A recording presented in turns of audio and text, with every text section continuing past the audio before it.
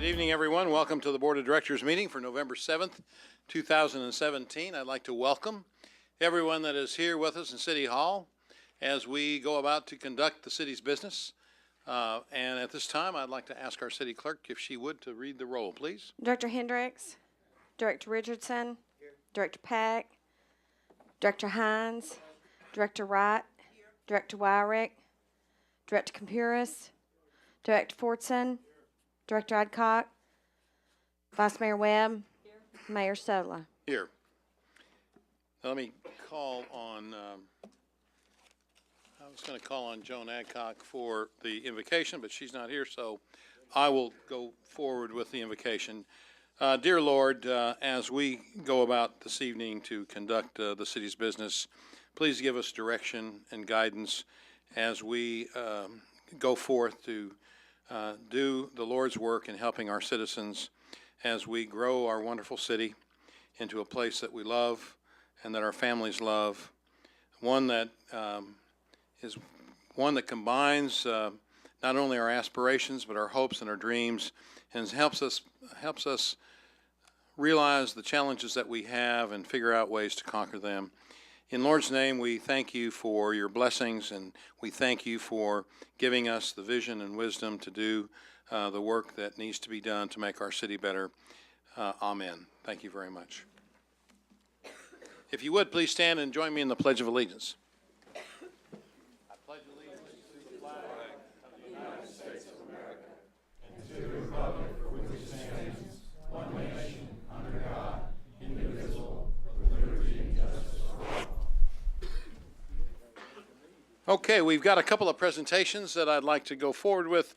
The first one has to do with a wonderful opportunity that we give to our citizens to learn more about the internal operations of our city. And this has to do with our fire department and our Citizens Fire Department Academy and a graduation exercise for that. So, Mr. Moore, let me call on you and our fire department for a presentation on this matter. Sure. Thank you, Mayor, members of the board. At this time, let me ask Chief Summers to come forward and some opening comments for his last fire academy. Good evening, Mayor, Vice Mayor Webb, Board. I thought about that.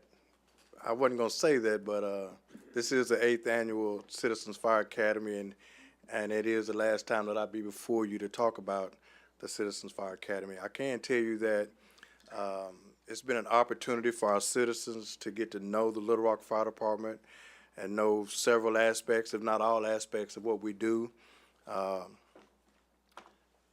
Normally you would think of a red fire truck. You wouldn't know the difference between an engine and a ladder truck, but I can tell you that the individuals that have participated in these fire academies, they get to know the Little Rock Fire Department inside and out. They get to wear our gear. They get to participate in some of the things that we do. They get to ride in some of the apparatus. They even get to do the simulator, the driving simulator that we have. And most importantly, I think they get an opportunity to rappel off of the top story of the fire training facility. We've had individuals that have done that before, and I know you know Miss Molly, may her soul rest in peace, but not only did she do it once, but she did it twice. So we use that as a gauge for everybody that comes through the academy. If Miss Molly could do it, seemed like everyone should be able to do it. But at this time, I would like to call up the spokesperson for the Citizens Fire Academy. Chief Gray, who was that? Is it here? There he is, Richard.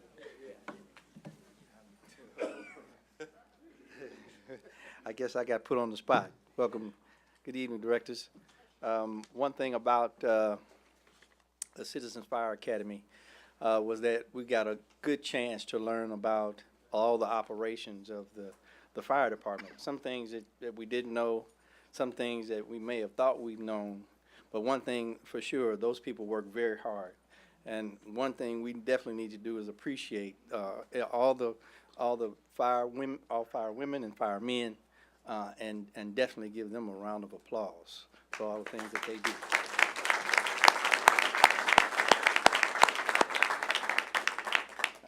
I definitely have been friends with Chief Summers and Chief Gray for a long time, And I want to truly thank them for allowing the opportunity for me to participate in that. And I'm sure the others will. I share the same sentiment with the other individuals.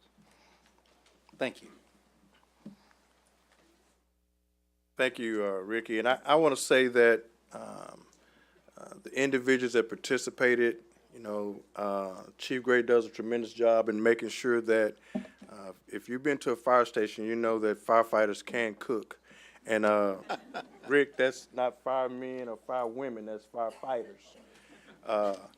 But he's done a tremendous job in making sure that we've had individual restaurants that have sponsored meals throughout the academy. So that's an incentive for individuals to show up, and I can tell you that they show up to participate in that. So I hope that that this process continues on.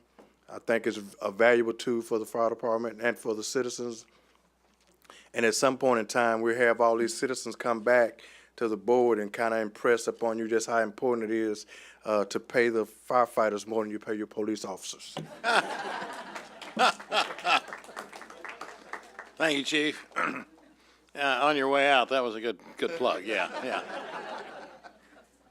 Let me just say, I've had a chance to go through the Fire Ops 101, which was just a very brief opportunity, but for those of you who have ever thought about the opportunity to do something like this, it's truly a great experience to learn about the internal operations of the fire department. We do it, of course, with the police department as well, but I'll tell you, I've never been so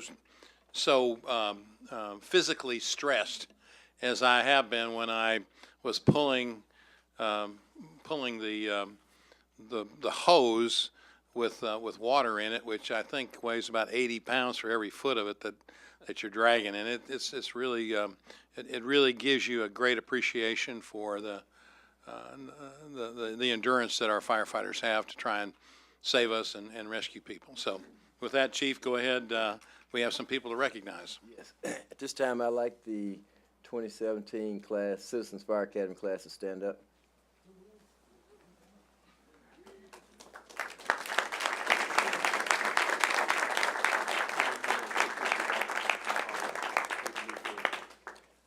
And I will give everybody a certificate or diploma outside so the board can continue their business.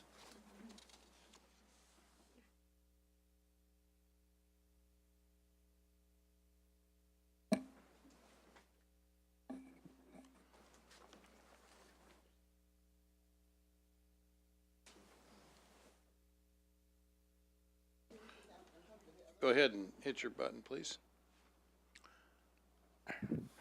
Are those certificates, Joe? Yes, they are. Well, why do they have to go out in the hall to get them? Well, we kind of wanted to go ahead and speed up the process for the board meeting. No. That's racial. Come on. Get up there, Joe. Racial. My God. Well, let's get them on TV. All right. Okay.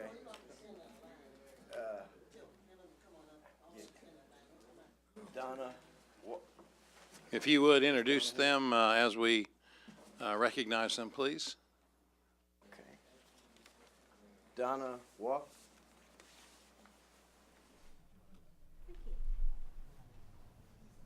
Turn around, Josh. You can take a picture.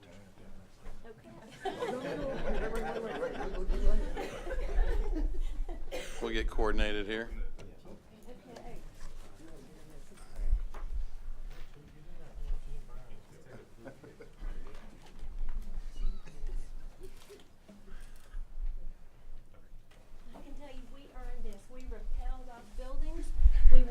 Outfits, and we had to get into them fast. Get out of them fast. So we earned them. Thank you. Chris Mason.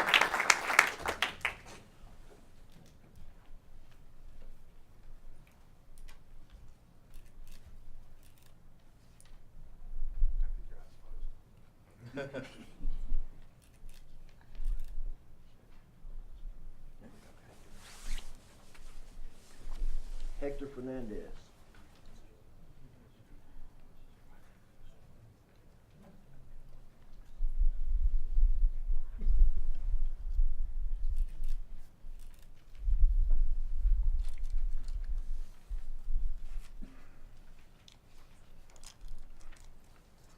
Ricky and Richard May.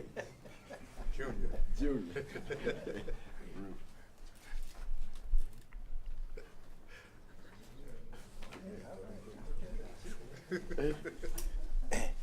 Kay Gilmartin. Kay right here. Okay. Reginald James.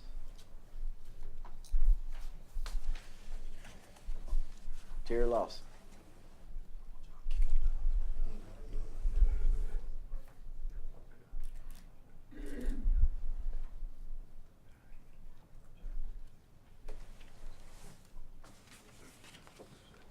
Ramona Elliott.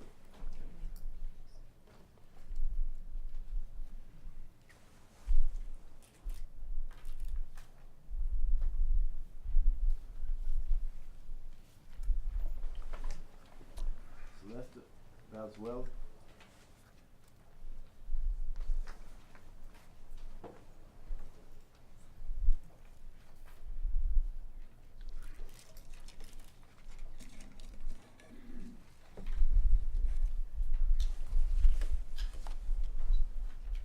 Abby Simmons. Okay. Thank you, that's it.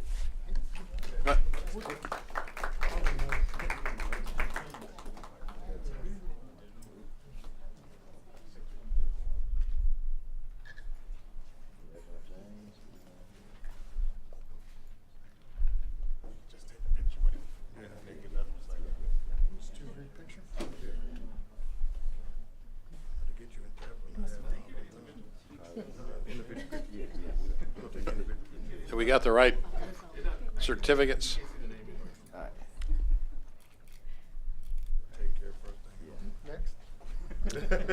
We got a couple of our regular photographers from the press that have gone through this. They've obviously covered enough fires that they got stimulated to go through the process. So thank you very much.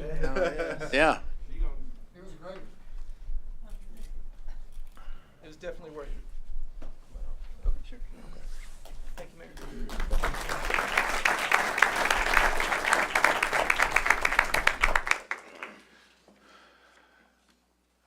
Okay, our next presentation is a presentation from the Muscular Dystrophy Association to the Little Rock Fire Department.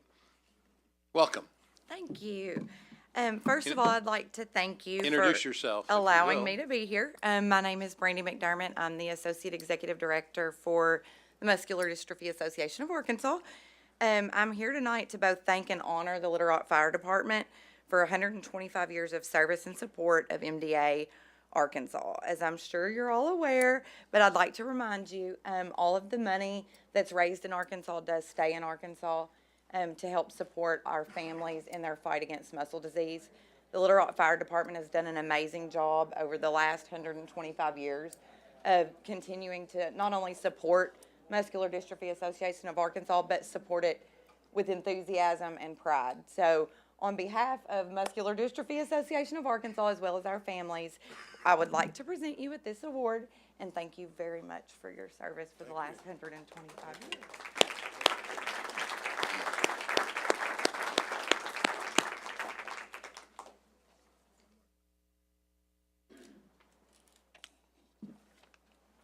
Thank you. I would just like to say that as the president of the IFF here is here, Richard Moorhead, and him and his team do a tremendous job in raising funds for the MDA. And it's so much of a challenge for them. It's almost like the Razorbacks playing ASU or something like that. You definitely don't want to lose. They don't want to lose to any other organization, fire service organization in the state. And I think they have a very competitive competition with the northwest section of the state. So I'd just like to commend them for the efforts that they do in making sure that MDA raises the money that they raise that stays right here in Arkansas. Thank you. Well, thank you, Chief. And Richard, if you would convey our thanks as well to the membership of the IAFF. We appreciate very much all the volunteer work that you do on behalf of our citizens and particularly the Muscular Dystrophy Association. Okay, very good. That completes our presentations, and we can now move on to our agenda. We have recommendations for 2 deferrals. Let me deal with these individually. First of all, there's a motion. Is there a motion to defer item 18, which until January 16th of 2018? There's a motion and a second. Any discussion? Hearing none, all in favor of the motion to defer indicate by saying aye. Opposed, say nay. It will be deferred. The next item is ordinance number 21, dealing with the Hamilton Apartments, and the recommendation is to defer this until November 21st. There's a motion and a second to defer this ordinance until the 21st. All in favor indicate by saying aye. Aye. Opposed, say nay. It will also be deferred. I also understand that there is a suggestion that ordinance number 20, Director Adcock, I think you asked to have this held separately at one time, to put that on the grouped items for our ordinance items 8 through 17. Is that correct? You want to put that on a grouped item? Yes, please. BJ, do you have any problem with that? No, no. I Yes, don't. please. If there's no objection, then, Madam Clerk, let's go ahead and read ordinance 20 along with our grouped ordinance items. Okay, we can Mayor, now move on the excuse consent agenda. I do have one question concerning that. Pardon? I do have one question concerning that. All right, go ahead. Mr. Carpenter, was there an amendment added to this today? I'm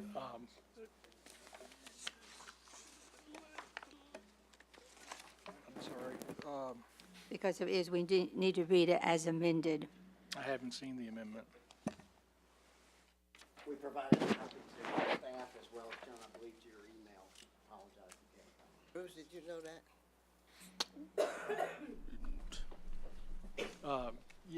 There's a request from the developer that the plan development will not include convenience stores, liquor stores, or pawn shops as tenants or landowners, and that Lot 5, currently labeled as an assisted living facility, will be relabeled as a senior living facility. That's the request that's made by Mr. Bob Francis of Big Rock Development. Okay, well, since we are discussing this, is there a motion to amend ordinance 20 to add that language? So move. Is there a second? Any discussion? Hearing none, all in favor of the amendment indicate by saying aye. Aye. Opposed, say nay. One question, Mayor. Yes, go ahead, Director Richardson. Will that change this? Got me on mic. Tom, will this amendment have any impact on staff's recommendation? I know this is past 9A, 9-0 in terms of approval. Will this amendment have any impact on staff's recommendation? It does not. Thank you, Bruce. All right, Madam Clerk, have we voted on this? No, we're reading the consent. We're about Yes. to read it. All in favor of the motion, all in favor of amending the ordinance as suggested, indicate by saying aye. Aye. Opposed, say nay. All right, the ordinance has been amended and will be read as amended in the grouped items. And Mayor, can the record show that Mr. Brad Walker made the request on behalf of the applicant to amend it and add these additional restrictions? Yeah, counsel for the applicant made the request. Thank you. All right, we can now move on to a reading of the consent agenda. And Madam Clerk, if you would, I'd like to accept resolution number 5. I have a card on that item. So if you'd read the consent agenda with the exception of item 5, please. The consent agenda consists of a motion to accept the 2016 audit, a resolution authorizes the city manager to enter into an annual contract with Levi Concrete in the approximate amount of $100,000 for the purchase of ready-mix concrete for the Public Works Department and for the purposes. A resolution authorizes the city manager to enter into agreement with Tischler Bice Incorporated in an amount not to exceed $243,750 for a study and report with respect to the potential economic impact of the extraterritorial extension of city services, and for the purposes, a resolution to certify local government endorsement of Ring Container Technologies located at 9,000 Fraser Dam Pike Road, Little Rock, Arkansas, to participate in the Arkansas Tax Back Program as authorized by Arkansas Code Section 15-4-2706D of the Consolidated Incentive Act of 2003, and for the purposes, a resolution to authorize the city manager to enter into professional services agreement with Godati Communications in an amount not to exceed $150,000 to provide public relations, advertising, and marketing services for the Little Rock Police Department, and for the purposes, a resolution to inform the Arkansas Congressional Delegation of a need for a clear method to assess compensating use taxes to internet sales, to note that approximately $3.9 million in revenues from one of the few revenue sources available to an Arkansas municipality were lost to the city of Little Rock, Arkansas in 2017 due to the lack of such legislation, and for other purposes. That concludes the consent agenda. Is there any discussion on any of these items? Hearing none, all in favor of the approval of the consent agenda? Motion. I don't have a motion or a second. There's a motion and a second to adopt. Any discussion? Director Richardson. Yes, Mayor, on resolution number 6, we had a community meeting last night, and I think last week I brought this up in terms of whether or not this $150,000 would add any other personnel within the police department, and what kind of services are we getting for the $150,000 to help with recruitment of police officers? What exactly are we getting with that? To get Lamar in here too. Director Richardson, the city issued an RFQ, and to help in this assisting with the recruitment of potential cadets for the academy. So we've changed our testing procedures, we've changed our hiring procedures, and Lamar just given an overview of what we should expect from the marketing firm. Yes, directors, the plan will include a wide-reaching approach to target those people that we feel like would be interested in working for the Little Rock Police Department. That would include a heavy digital ad buy, radio buy, some print, but print is not as broad, so we are focusing on digital, and that way we can target more specifically. Also, it'll include video production, because we'll have some videos that will be geared towards, again, like I said, those people who we think will want to be in the police department, and we want to humanize all the officers. So the goal is, once we get started, we'll do an appreciative inquiry, which is to interview some of our all-star officers. And then we'll go from there, and we want to ask them what brought you to the department, what attracted you, why are you here, what makes you stay, and then we want to develop our creative approach from that. Thank you, Lamar. Obviously, the services that we're purchasing are something we don't have the capacity to do internally. The ad buy, are we doing that centrally, or are we doing that statewide? Is it centrally located, $150,000, are we doing that centrally located, or is this going to be statewide? So the RFQ called for a radius of 250 miles. So the ad buy will encompass as much of that as we can get.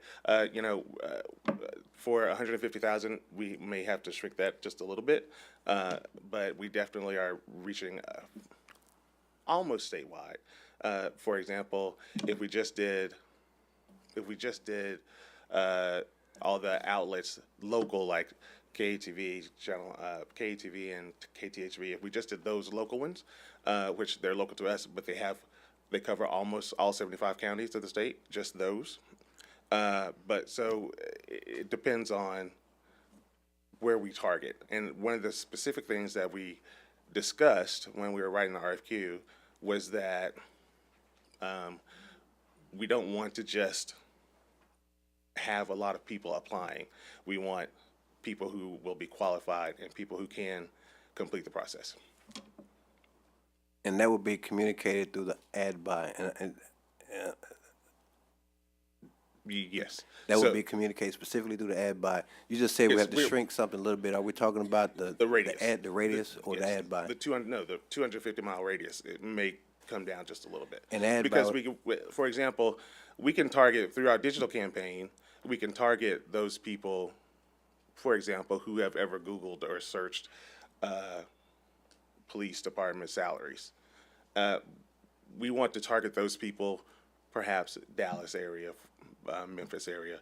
So we can drill down that far, and that's the goal of the campaign. And there's part of the ad buy that would have the specificity that would show that we're requiring people who have the qualifications. No, what you're saying right now sounds to me like you're getting to the human resources side of it. What I'm saying is we're just targeting people who have shown some interest and people who we feel like will be interested and could complete the process. What raised that question for you when you made reference to people that are qualified? I think I heard you say that. Yes. And that would be But we can't determine how qualified they are at the outset. But what I'm saying is we don't want to just target women and minorities. Sure. We want to target those people who perhaps have education already, Gotcha. who have some military experience. For example, one of the tactics that I would see happening and that I expect to happen would be that we'll advertise in the military publications and on the military if they have some TV stations, for example. So that the communication would show that we have preference for those who just fit those qualifications you just mentioned. Would that be part of the advertising strategy, or we say that they have an advantage, or those are the ones who have the qualifications that we're looking for, military experience you just mentioned, other types of experience that you just mentioned, in terms of who we're targeting? That would be communicated clearly through the ad buy or any kind of communications that we have. And/or incentives. Are we going to have incentives included with that, Bruce and Lamar?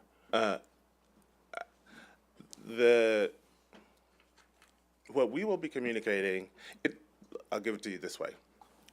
If you've ever purchased or if you've ever Googled Tommy Hilfiger shirts, and then you go to another website, for example, and now everywhere you go on the internet, you see an ad for a Tommy Hilfiger shirt. So that's what we're doing. If you have Googled police or military even perhaps, we're going to target you, and we're going to look at your, I should say we, but they, at your searches and your history, and at your data, and we're going to follow you around, and hopefully you will, and encourage you to apply, or to at least come and look. So that's when I say qualifications or qualified. I got you. Yes. So Bruce, Lamar, or Tom, do we have the capacity to summarize that for our review or our observation, some summary what it is that we're purchasing with the level of specificity that you just outlined? Will we be able to do that? Sure. What I'll do is provide the qualifications that we looked for in the RFQ, and we'll send that out to you. Thank you, Bruce. Thank you, Lamar. Yeah, the objective of this is really to try and accelerate the hiring of people for the police shortages that we have. So as the RFQ suggested, we're looking for people who meet those qualifications that are already certified, as well as a focus on women and minorities to make sure that we have a good balance and complement in our police force. And, this was part of the process that we agreed upon in terms of going forward to try and deal with the shortage. And in addition to, obviously, the revision on the application process and all those other kind of things that we're doing. And those are general funds dollars we're utilizing, Bruce? That's correct. Thank you. Okay, Director Hendricks, do you have a question? No, I wanted to remind you, and I would like to speak before citizen participation on that personal privilege I asked you about, and you said we would do it later. So I would like to do this at this time. Well, let me go ahead and call for a vote on the consent agenda Okay. as read. All in favor of the consent, I think there's been a motion and a second. All in favor of the consent agenda indicate by saying aye. Opposed say nay. Director Adcock, a nay vote on item number 3 and item number what? Okay, just on item 3. Director Hendricks, let me go ahead and deal with item 5 first, and then we'll be finished with the items on the consent agenda. Okay. Madam Clerk, if you would read resolution number 5, please. A resolution to authorize the mayor and city clerk to execute the necessary documents to purchase the McFadden Building located at 615 West Markham Street for the amount of $956,000 and for other purposes, funding for the 2012 3/8 capital improvement sales tax. There's a motion and a second to adopt the resolution. I have one card who wishes to speak against this, Mr. Russ Rakop. Mr. Rakop, if you would come forward, please. Good evening. I believe last week when you had the agenda meeting, you discussed this, and I believe it came out that this building was being purchased for more than the appraised value.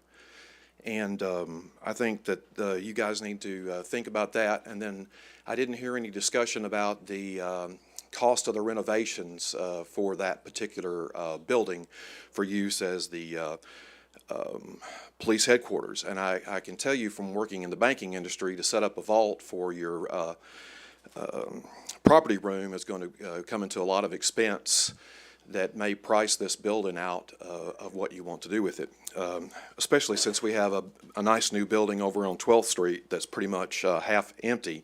That space could be used for police headquarters as well. A lot of the detective units are already farmed out to substations, and I believe the Josephine Pankey building out on Highway 10 has a lot of open space too. I think that there's better things we can do with this money, and we have greater needs in the city than a new police headquarters at this time. Thank you for your patience. Thank you, Mr. Rakop. Mr. Moore, do you wish to address the appraised value issue?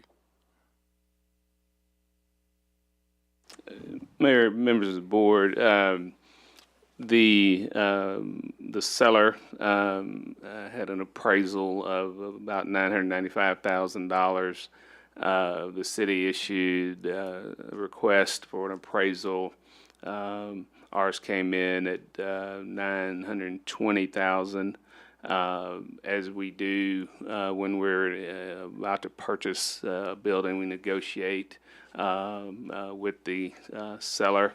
In this case, we split the difference between the two appraisals, and that's what's before you.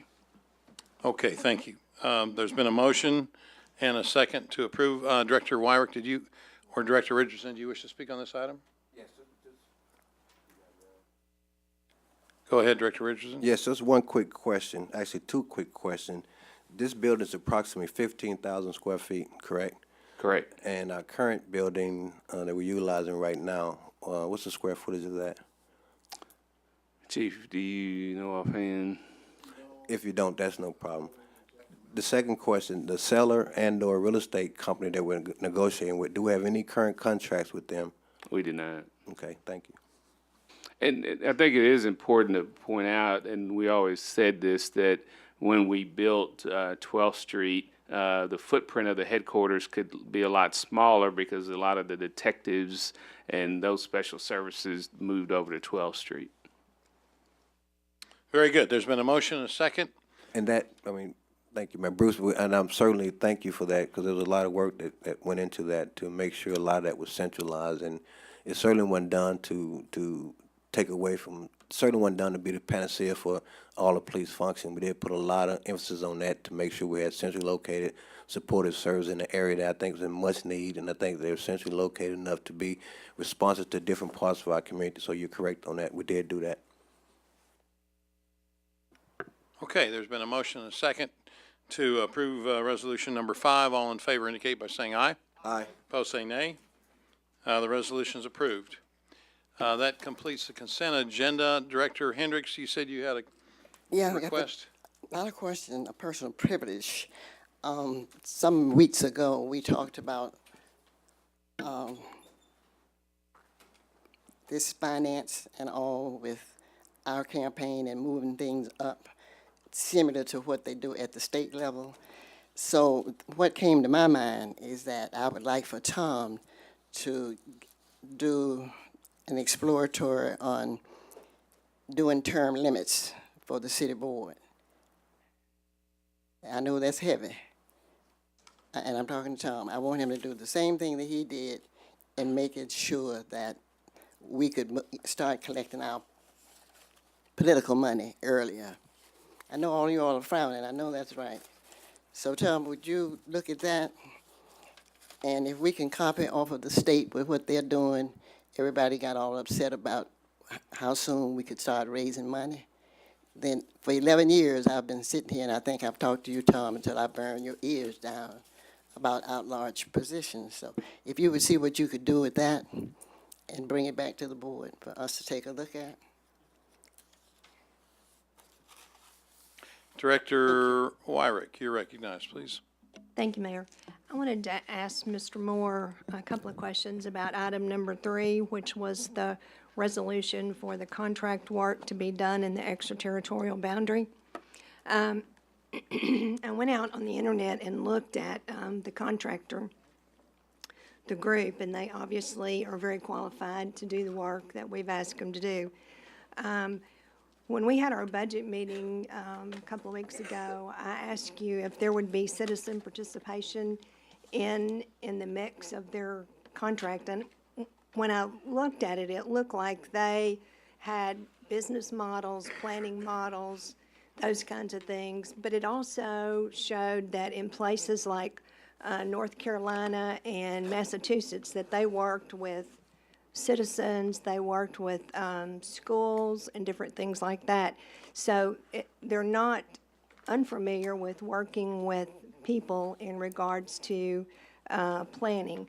So I just want to make sure that there still is an aspect in here where we have citizen involvement in this. I don't want them to do a report or present a model to the board, and then we don't really know what it means, and there's not been any citizen involvement. In our planning work today, if we go through and modify a land use plan, which we do on occasion, we bring in the individuals that live there and ask for comments. I think we need citizen input, and maybe someone from the board would make this one of their projects, maybe someone that has an interest in adjacent to the extraterritorial boundary in their wards. I do. I would be glad to work with them. But I just want to make sure that there is that citizen input and citizen interaction with this group. And there is, and that's very important to the staff also. Okay. So the next question is, once this contract is completed, when do you think that they'll be starting to do the work? Jamie, do you, that timeline? May I ask our Director of Planning come forward? Number 3.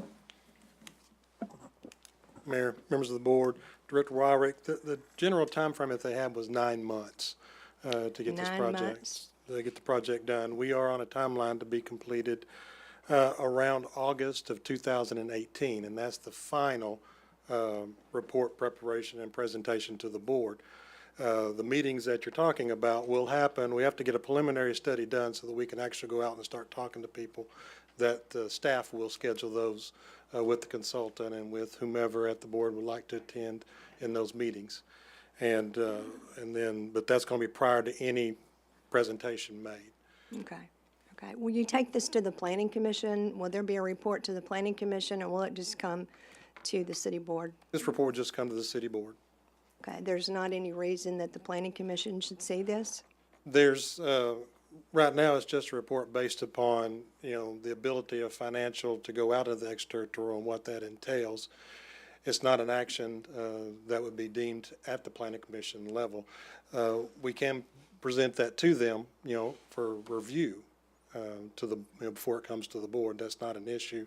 We'll just have to schedule it for a cycle, but it's not anything that would be of action to them. It would just be information. The financial aspect is important, but also the change in the land use, what this company would see in regards to that is important, I would think, to the Planning Commission as well as the city board. So I guess as we get further along in the and the aspects of what's going to happen with this, then we probably should get some input from the Planning Commission, much like we have some of the other projects that we've had on, and then to the city board. That's something that we can schedule. Okay, thank you very much. Okay, that concludes our consent agenda. The next item on our agenda is our citizen communication, where 3 minutes is allowed to present a specific item to us that has not been previously brought to our attention or is not already on our agenda. I have I have 2 cards. The first card is from Mr. Russ Raycop to deal with issues of the city manager. Mr. Raycop. Yes, sir. This past Friday, there was a press conference out here on the steps of City Hall with a group called Citizens for Credibility and Trust in Little Rock Leadership. And there was about a 26 to 30 page supporting document that dealt with citizens being frustrated with what was happening in city government and asking for the police chief and the city manager to step down. Last night at Director Richardson's meeting, the crisis in the community, it was pretty clear there that this is a feeling that permeates the city, that there's issues of trust and credibility with the police department and the city manager. And I just urge both of those individuals to think about the well-being of the city and how we can move forward, and for both of them to resign. Thank you. Thank you, Mr. Raycop. The next card I have is from Mir Alley on the Canis Road widening.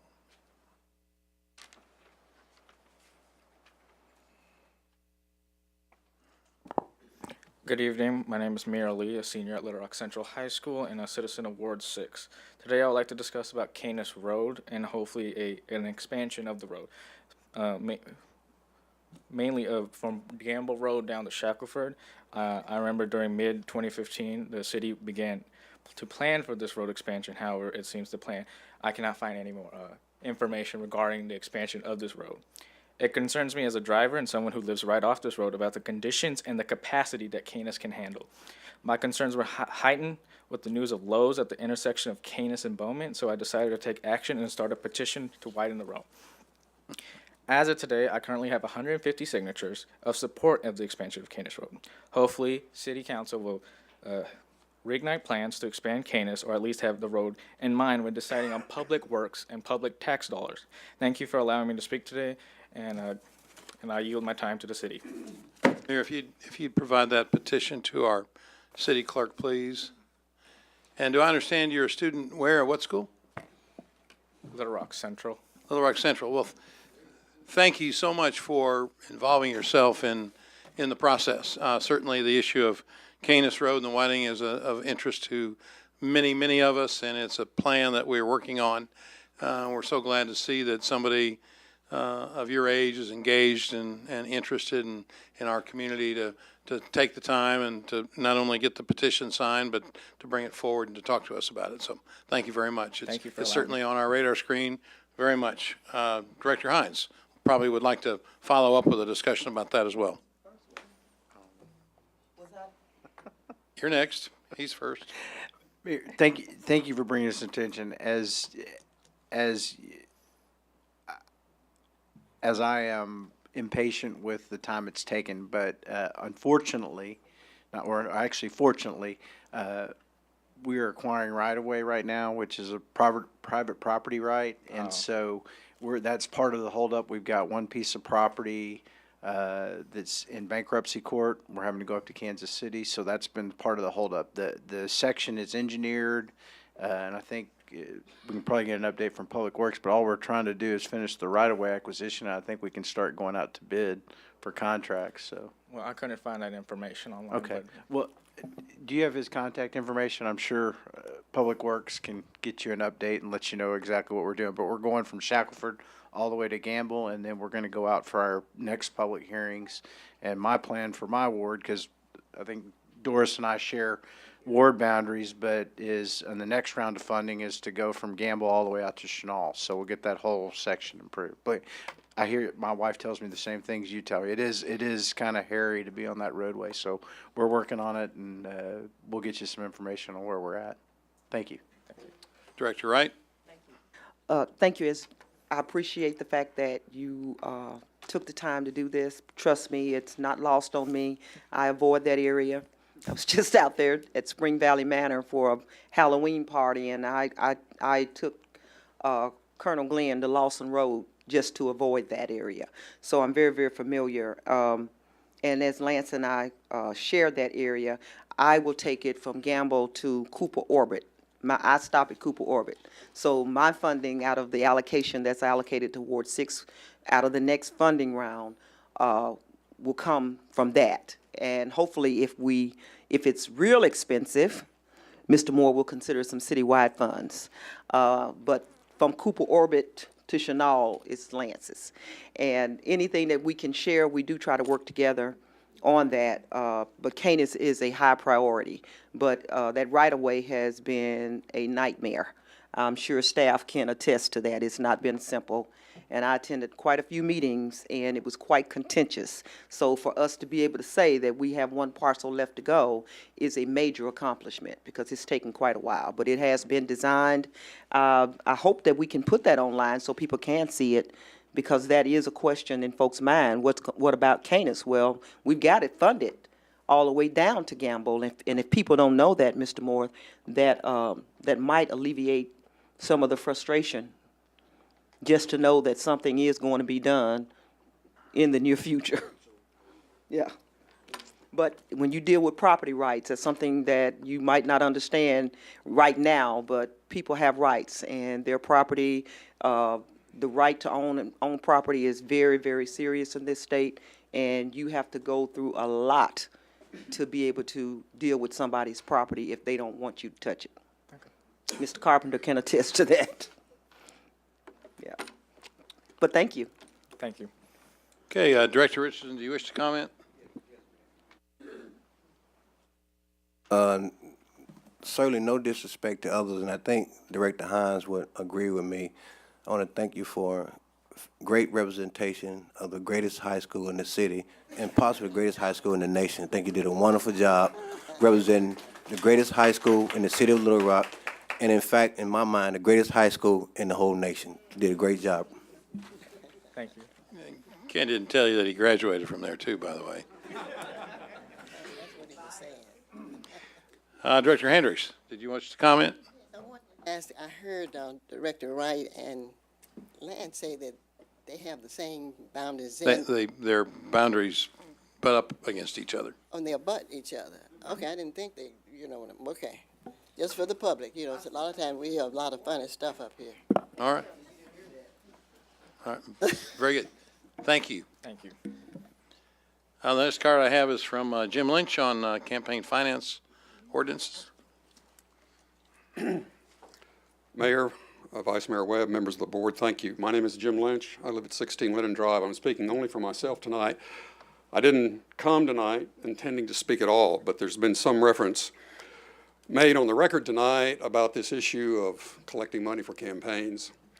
As I look at the board tonight, I think there's only two of you, Director Compuris and Director Wyrick, who are on the, and Director Adcock, three of you, pardon me, who were on the board in February of 1997 when we adopted the limitation on collection of campaign monies for the city board starting on June 1st of the year in which the election was to be conducted. It was done for a very good reason.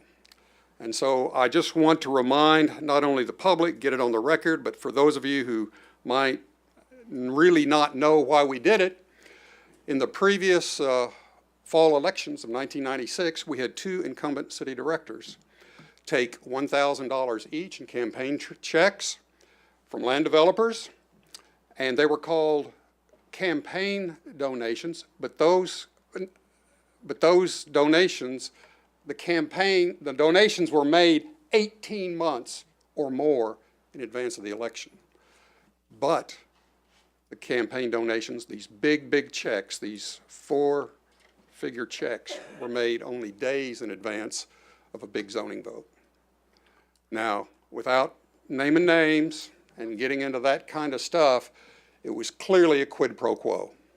Here's your campaign donation, Director so-and-so. And by the way, you know I've got an item on the agenda in about 3 weeks. That's the reason for the 6-month limitation. And it was cheered and the hurrahs went up because all of us would agree that there's just too much money in politics, federal, state, and local. It corrupts the system.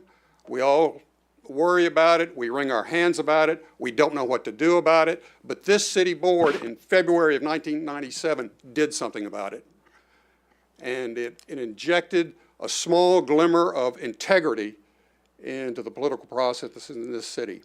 Please hold the line, stand your ground, and represent something that is ethical in politics and government in this community. Do not undermine this ordinance. Do not cave in to the criticism that, oh, we don't need it anymore, or why did we do it in the first place? It is there for a reason. It's good government. You all are here for good government. That's why you ran for the board, one of the reasons you ran for the board. And I applaud every one of you. Stick to your guns. June 1st of next year is still some months off. Surely we can resolve the current conflict somehow. Personally, I don't know why the State Ethics Commission is avoiding the issue. It's pretty clear that we've got a local ordinance that we've got legal authority to adopt that was adopted in due measure. Stand your ground on the campaign limitation of 6 months fundraising. Thank you very much. Thank you, Mr. Lynch. Director Hendricks, do you wish to comment? Jim, come back up. Jim. The people that are here now and perhaps people out in the public do not know what you're talking about. Are you speaking against this? I'm not sure what you're holding in your hand. Well, you know that I refer to this is that the board was attempting to change the funding almost equal or whatever you want to call it to the state. You were not aware of that? I'm not aware of what you're talking about. Yes, you are. Otherwise, you wouldn't be here. Let's not argue. I know him. I know him. We know. I know about the 97 ordinance and I know about the controversy I've read in the paper. I'm not sure what you're holding in your hand. I'll give you this before you go. Okay, thank you. Thank you. I don't know what she's got I here. don't play with nobody. All right, very good. That completes our citizen communication. We can now move on to the grouped items. Mr. Sodolo, one of item number 7 on the consent agenda, there had been a mention at the agenda meeting that other board members might wish to sign that resolution, and the clerk needs to know who would like to do that, so we can try to get those names on there for signatures tonight. And that one is you. Well, go ahead and put everybody's name on it, and let's see who wishes to sign. This has to do with a resolution to our congressional delegation to continue to advocate for action at the federal level in Congress on the internet sales tax issue, for which we are continually losing 10 to 13% of our sales taxes each year to internet sales. In this instance, approximately $3.9 million that were lost in the city of Little Rock, anticipated in 2017. Well, we'll let her speak for herself. We'll let her speak for herself. Director Adcock, do you have a comment? Mr. Carpenter, are you also going to acknowledge that they never did answer our invitation to attend a board meeting? I don't have a lot of political sense, Director Adcock, but I figure that would be sort of like gas on the fire, so no. Well, I still think it's amazing that we have sent 2 invitations for them to come to a city board meeting and they have not accepted our invitation. Well, we'll let the press handle that however they wish to handle it. Thank you. Okay, we can now move on to the grouped items, which are items 8 through 17 and including item 20 as amended. I do have cards on item 13, so Madam Clerk, if you would eliminate that from the grouped items. And I've got, let me just ask a question. Yeah, we can go forward with that. Thank you.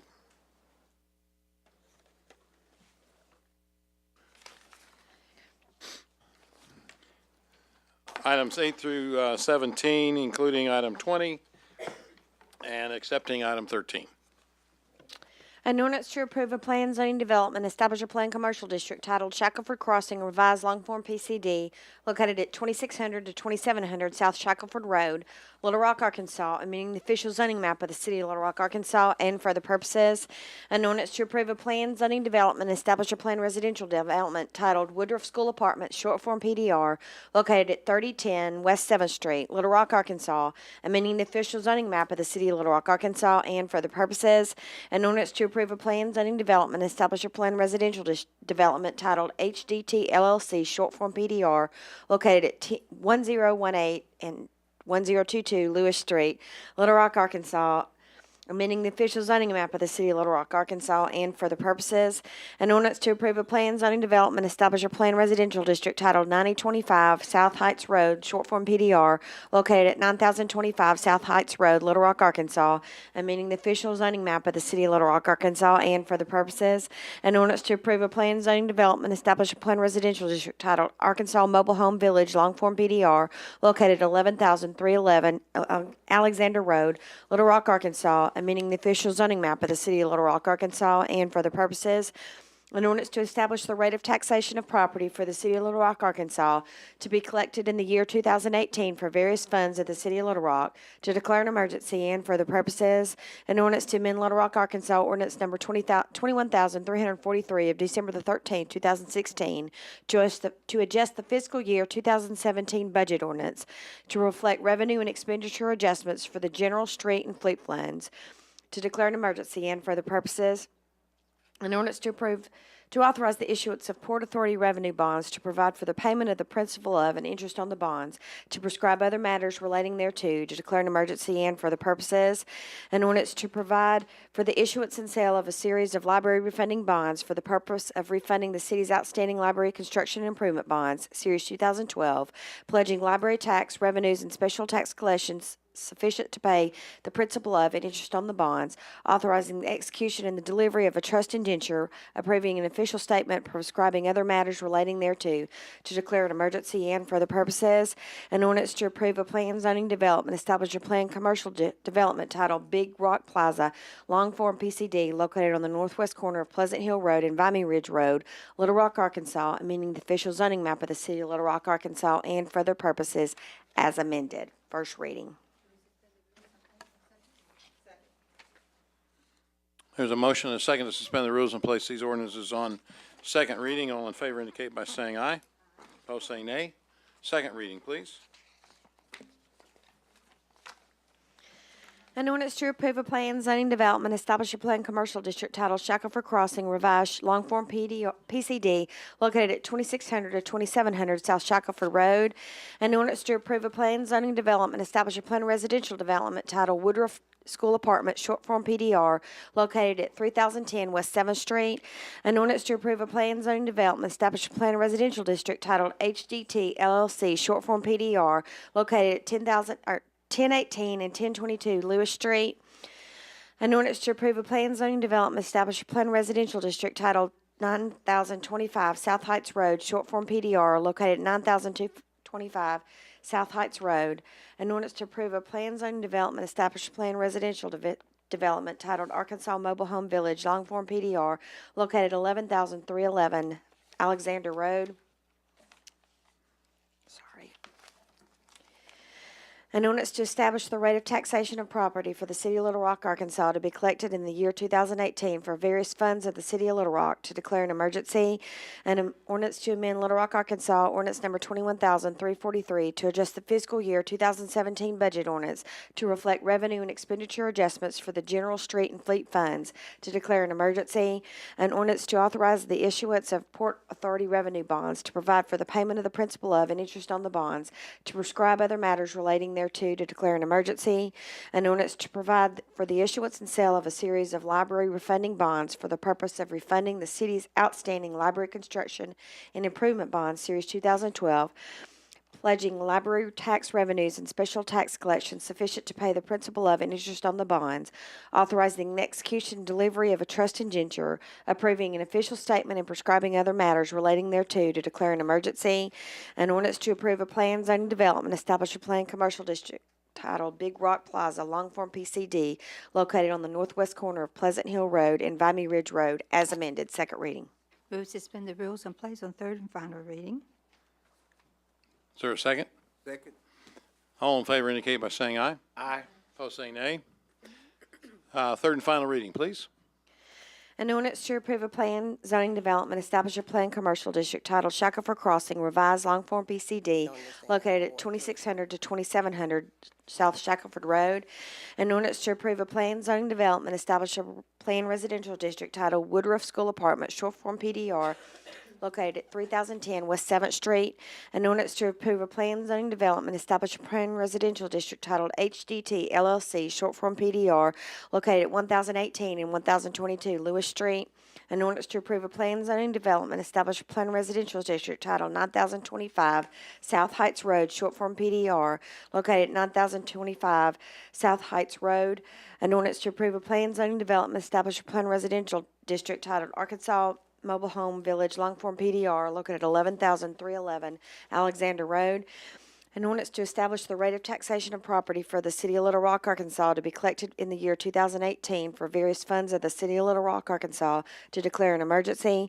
An ordinance to amend Little Rock, Arkansas ordinance number 21,343 to adjust the fiscal year 2017 budget ordinance to reflect revenue and expenditure adjustments for the general street and fleet funds, to declare an emergency. An ordinance to authorize the issuance of Port Authority revenue bonds, to provide for the payment of the principal of and interest on the bonds, to prescribe other matters relating thereto, to declare an emergency. An ordinance to provide for the issuance and sale of a series of library refunding bonds for the purpose of refunding the city's outstanding library construction improvement bonds, Series 2012, pledging library tax revenues and special tax collections sufficient to pay the principal of and interest on the bonds, authorizing the execution and delivery of a trust indenture, approving an official statement prescribing other matters relating thereto, to declare an emergency.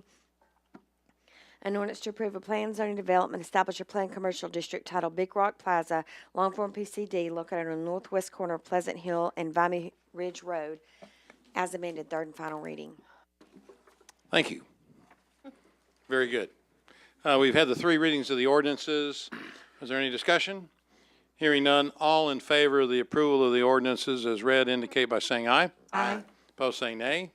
The ordinances have passed. And on the emergency clause on ordinance number 14, all in favor indicate by saying aye. Aye. Opposed, say nay. The emergency clause is also passed. On ordinance number 15, on the emergency clause, all in favor indicate by saying aye. Aye. Opposed, say nay. The emergency clause is also passed on ordinance number 15. On ordinance number 16, all in favor of the emergency clause indicate by saying aye. Aye. Opposed, say nay. That emergency clause is also passed. And on ordinance number 17, all in favor of the emergency clause indicate by saying aye. Aye. Opposed, say nay. The emergency clause is also passed. Thank you very much. That concludes the grouped items on our agenda. We can now move on to the first reading of ordinance number 13. And I do have cards on this. An ordinance to approve a planned zoning development, establish a planned residential district titled Copper Run, Longform PDR, located at 16,901 Pride Valley Road, Little Rock, Arkansas, amending the official zoning map of the City of Little Rock, Arkansas, and for the purposes first reading. Move to suspend the rules and place on second reading. Second. There's a motion, a second, to suspend the rules and place this ordinance on second reading. All in favor indicate by saying aye. Aye. Opposed, say nay. Second reading, please. An ordinance to approve a planned zoning development, establish a planned residential district titled Copper Run, Longform PDR, located at 16,901 Pride Valley Road, second reading. Move to suspend the rules and place on third and final reading. Second. There's a motion, a second, to suspend the rules and place this ordinance on third and final reading. All in favor indicate by saying aye. Aye. Opposed, say nay. Nay.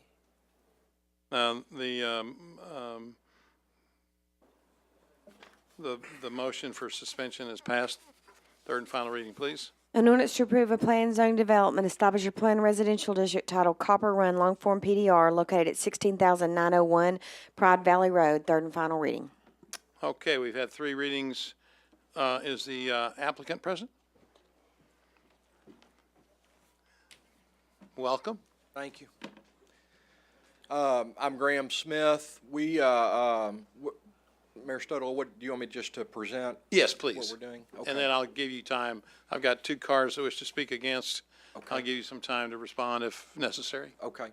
My partners, Randy James, Scott Hurley, and Paul Bowersock and I are purchasing approximately 80 acres at the end of Pride Valley Road, which is currently in the county, that we would like to bring into the city.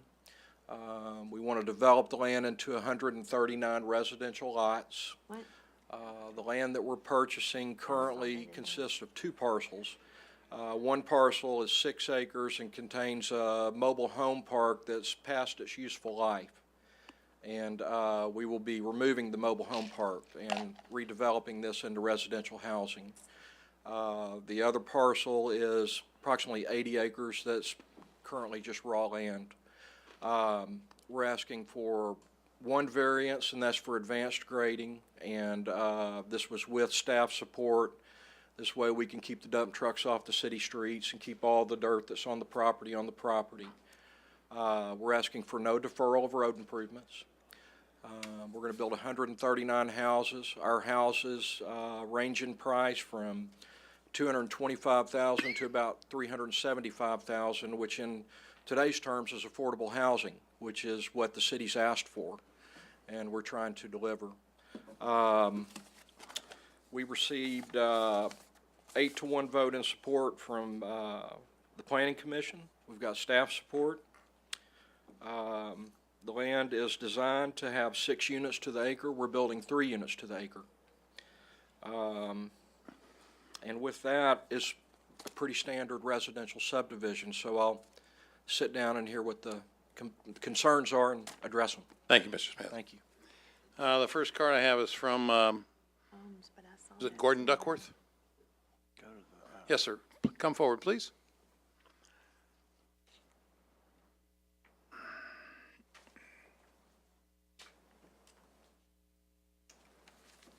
How are you? Pardon me, I've got a little cold. So my name is Gordon Duckworth, and I'm an architect licensed to practice in the state of Arkansas. My wife and I have 4 acres located approximately 700 feet southeast of the proposed development, and Brody Creek runs through our property. It is a custom-designed residence nestled with the topographical contours in mind, taking into account water runoff, passive sensibilities, and minimal tree removal. We have lived there for about 12 years, and our adjacent neighbors have 4 and 5 acre tracts.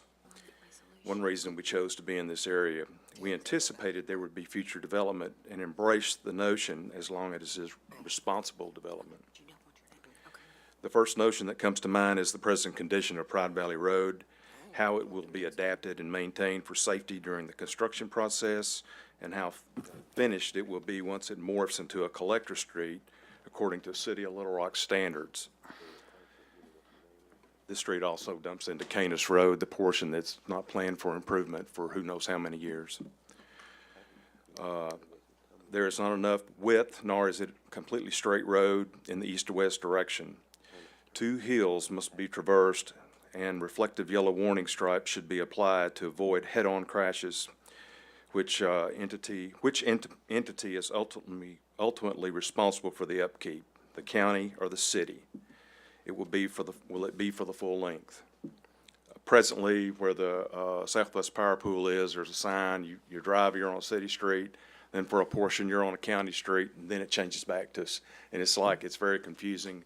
And they did the construction trucks tore up Pride Valley, and they went back and paved their portion that was adjacent to their property, but on down toward Canis, they just poured concrete and left it rough. I thought they were going to go back and put overlay on it, but they never did. It looks like they never will. The proposed site is relatively level, except on the western boundary where the detention pond is planned, which is an existing pond.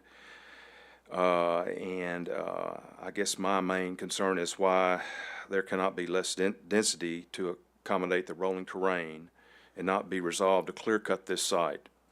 There are many healthy and large trees that could be saved if responsible site planning were to be implemented. Apparently, the runoff from this site is to be piped from the detention zone and into Brody Creek. I'm curious as to whether hydraulic calculations have been presented, or has there been a wetland study? Will a discharge structure blend into the landscape, or is it to be a utilitarian behemoth? What is the dispersal or disposal pattern? The U.S. water buffer indicated on the proposed site plan does not appear to take into account the 50-year or 100-year floodplain. We have experienced tremendous rainfall events since we've been there, and the water level flows over our neighborhood culvert, the road into our neighborhood, and it's not passable for 2 hours.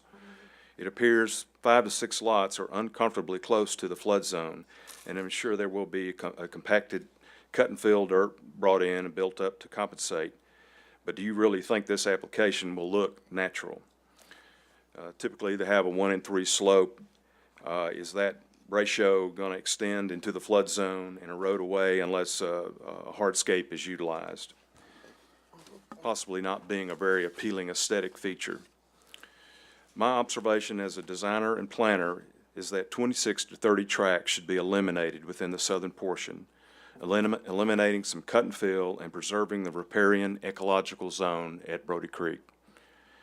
I would prefer all exterior lighting, both street standards and fixtures on the structures, be what we call a LED, a light emitting diode fixture, which is all you're going to be able to buy these days, to what we call a 300-degree Kelvin and with an appropriate CRI or color rendering index. In other words, it's a light that's closer to these light fixtures rather than a blue fluorescent fixture. Similar to the headlights on cars, you see different colors of coloring light, and the brighter bluer light is a discomfort to many people. I don't know if this is something that can be stipulated in your covenant or your POA rules. Prefer shorter street lighting poles, even if it means a few more fixtures required for recommended light distribution. Maximum cutoff housing design is encouraged to meet dark sky recommendations. That's the international dark sky recommendations, which this city should adopt, by the way. No night watchers should be allowed. What is the turnaround designed to be at the end of Lehman Lane? Improved access for the fire apparatus. Will it encroach upon the Brody Creek riparian zone? Why is there not a similar access provided on the western boundary? Are the new homes all required to be fire sprinklered in order to take the access road exception? Right now, you have to have 2 access roads unless all your structures are 100% sprinklered. So that's just a question. Will this road connect to future development south of Brody Creek? Is the capital investment charge for water meter connections going to help lower the costs that we now pay in our area? I'm concerned about accessory structures being allowed and want to know what the purposes for these can't be part of the residential footprint. I want it to be known that I'm available to advise anybody, including the developer, on any ideas to be offered, and to have sensible compromises to any problems presented. Thank you, and are there any questions? Mayor, I have one. If you'd hit your, yes, Director Adcock, please. Have you met with the developer? I have not, and I would like to. I just found out about this a couple of weeks ago. I was not involved in any of the earlier review processes or hearing processes with the developer. Is there a neighborhood association in your area? In the city papers that I got, there was a Canis Creek Property Owners Association, but I could not find it. I could not find it listed anywhere. And I know there were people that spoke against it at the last hearing, and I don't know. I know a couple of those neighbors, but we don't have one ourselves. No. Have you tried to make any contact with Mr. Smith? I have not. I live in the county, by the way, so we're not, I'm speaking as a design professional and want to encourage the city to take into account smart growth policies all the way around the perimeter of this city. Okay, thank you. You're welcome. Mr. Duckworth, did you appear at the planning commission? I was not made aware of it. I see, okay. Yeah. All right, thank you, sir. Yes, sir. The next card I have is from Clayton Parr.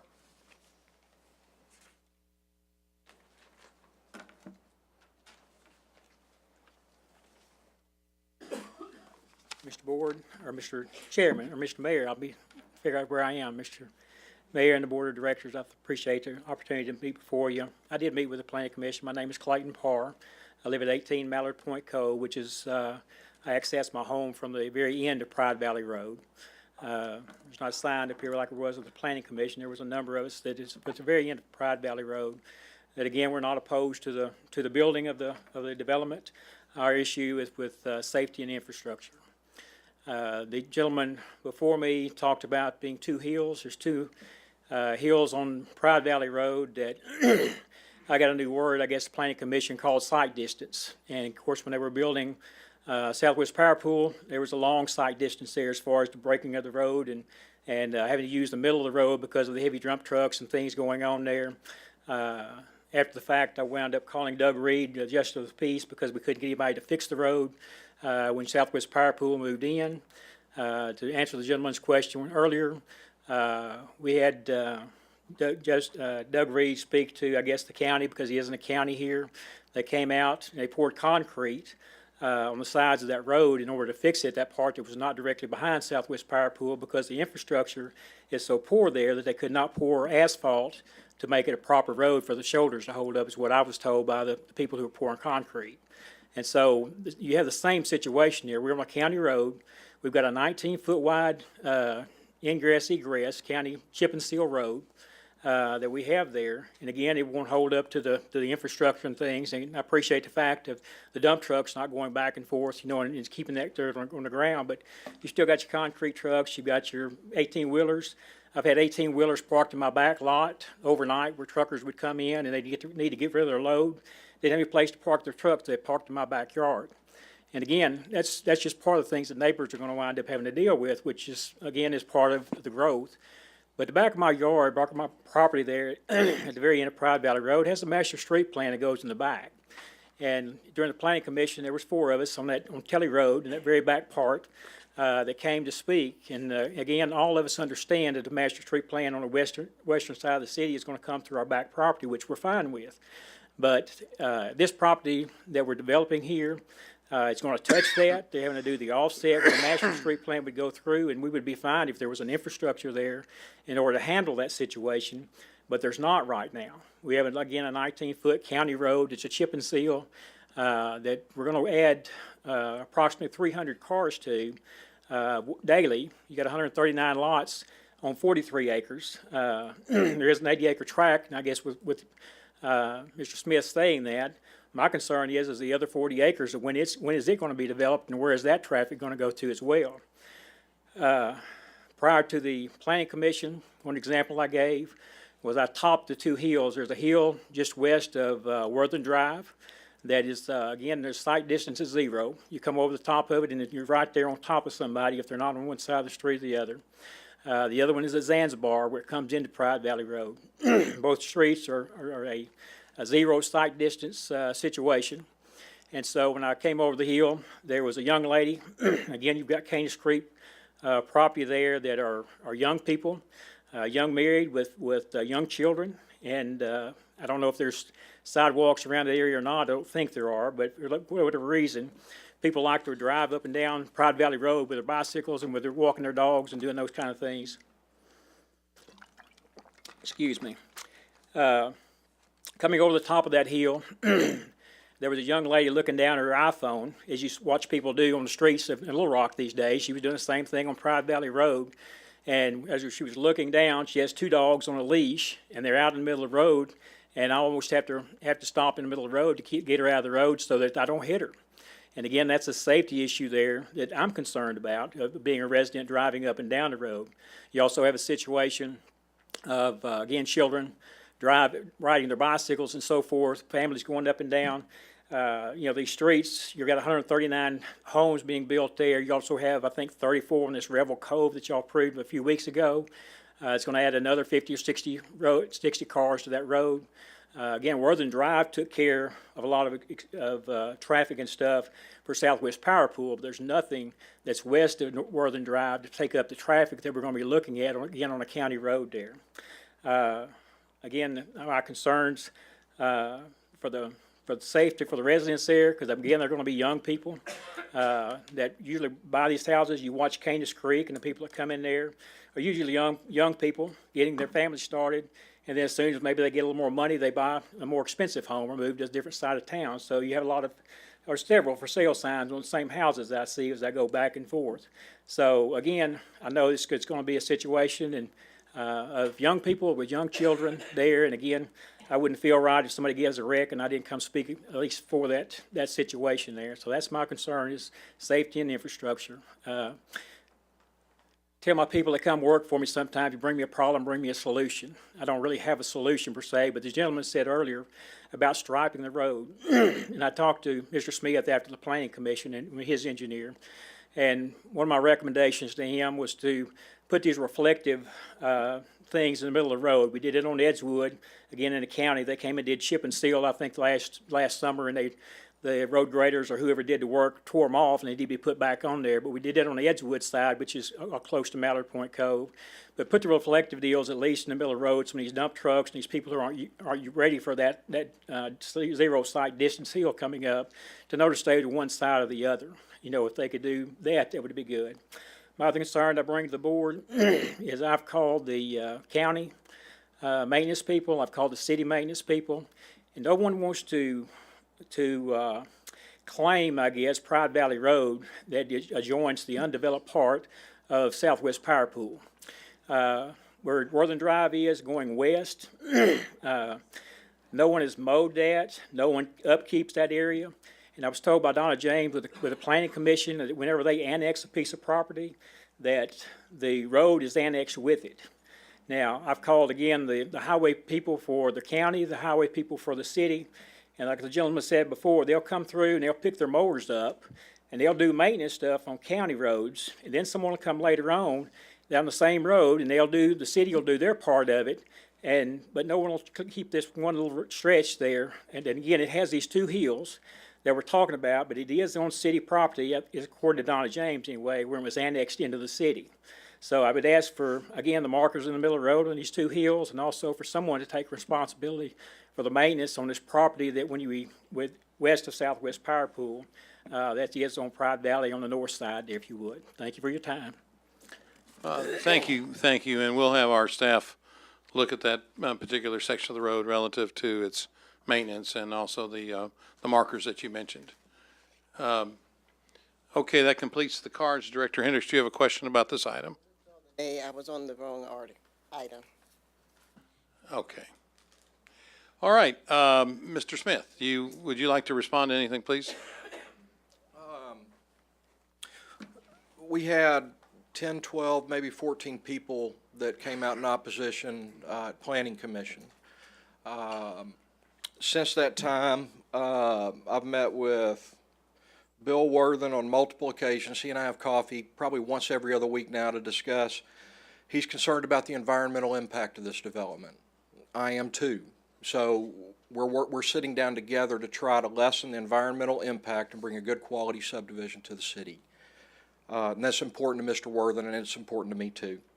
Tommy and Brenda Starks, Mr. and Mrs. Shepard, Mr. Childs, Donnie Head, we've spoken with all of these people to alleviate their concerns. My office is on Pride Valley Road. We're open regular business hours, and we're happy to meet with anyone that wants to meet with us, and we're happy to talk about anything we do. The reflective striping on Pride Valley, I think that if that's in meeting with the planning departments,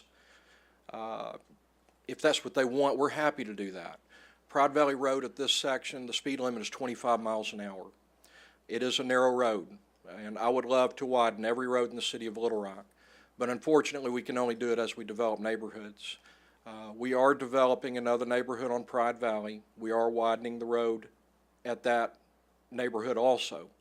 So as the city develops west, we are planning on widening the road. I've never asked for a deferral of road improvements, and I won't come before y'all and ask for a deferral of road improvements. And you're doing the road improvements here? Correct. And I would never ask for it unless it was in the best interest of the city. As far as the flooding calculations, I'm going to let Brian Dale with White Daters address that real quick.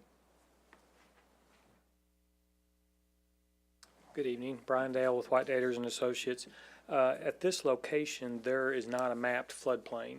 The mapped floodplain stops at Cooper Orbit Road.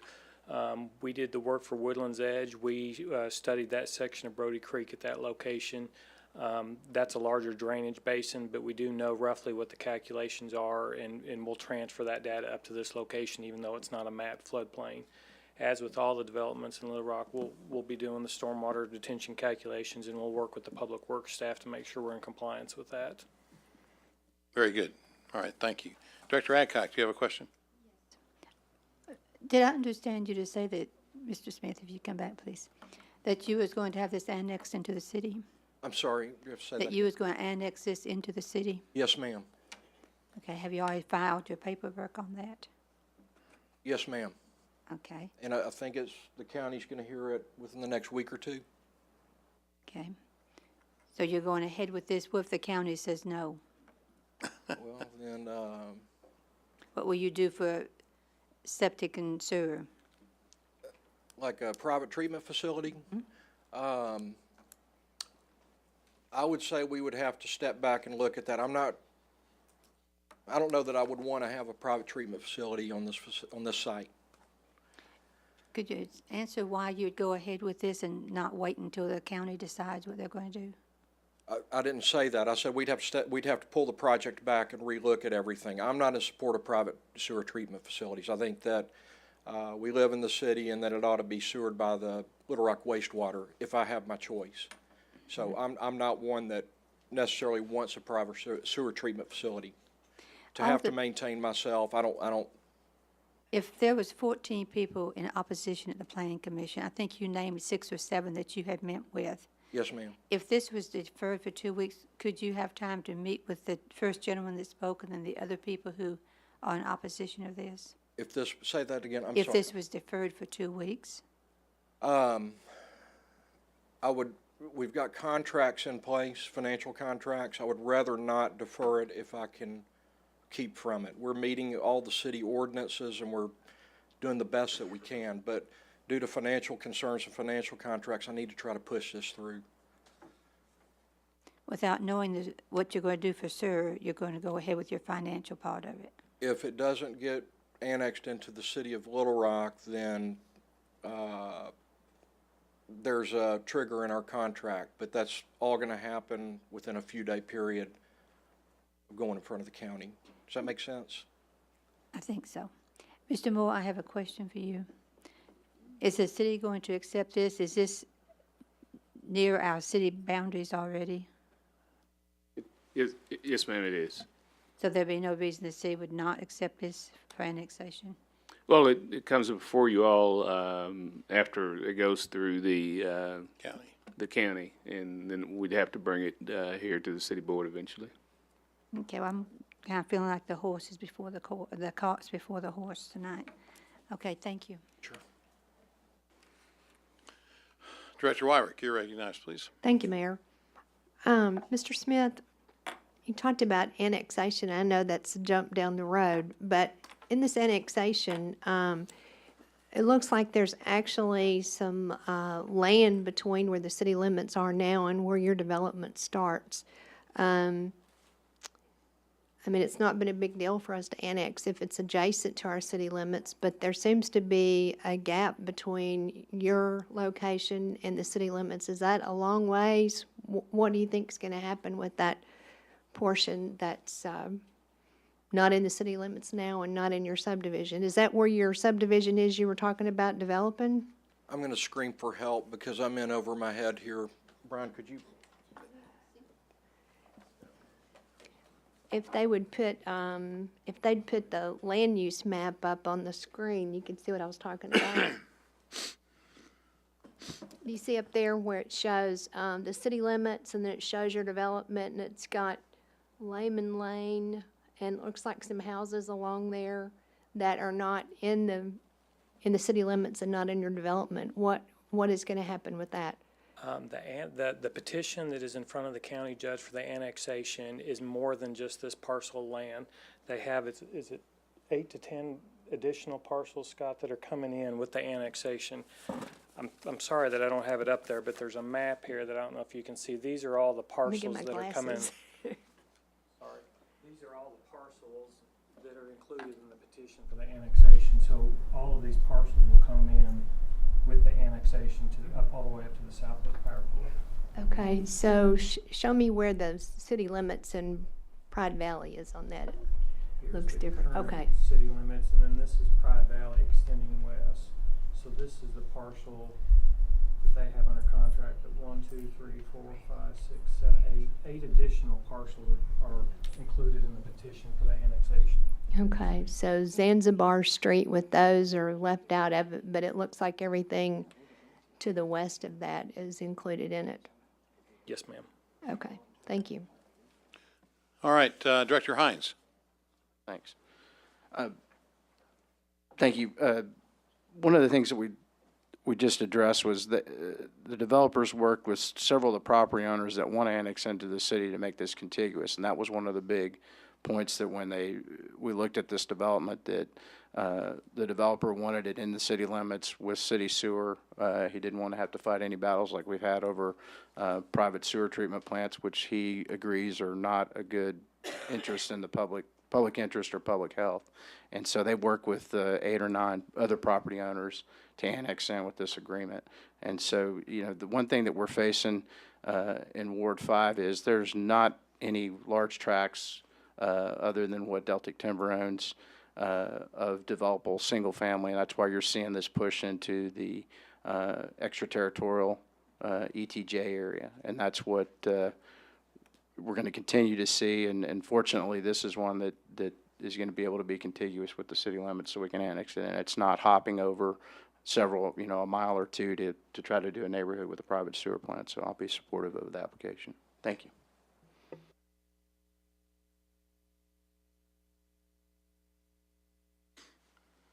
Okay, all right. Any other questions? All right, we've had discussion, we've had the 3 readings. All in favor of the passage of ordinance number 13 indicate by saying aye. Opposed, say nay. The ordinance is passed. Thank you all very much. Mr. Duckworth, Mr. Smith says his office is on Pride Valley, so I'd encourage you to go visit with him. My house is off of Zanzibar. You can come see me too. Very good. You all can work that out. Thank you.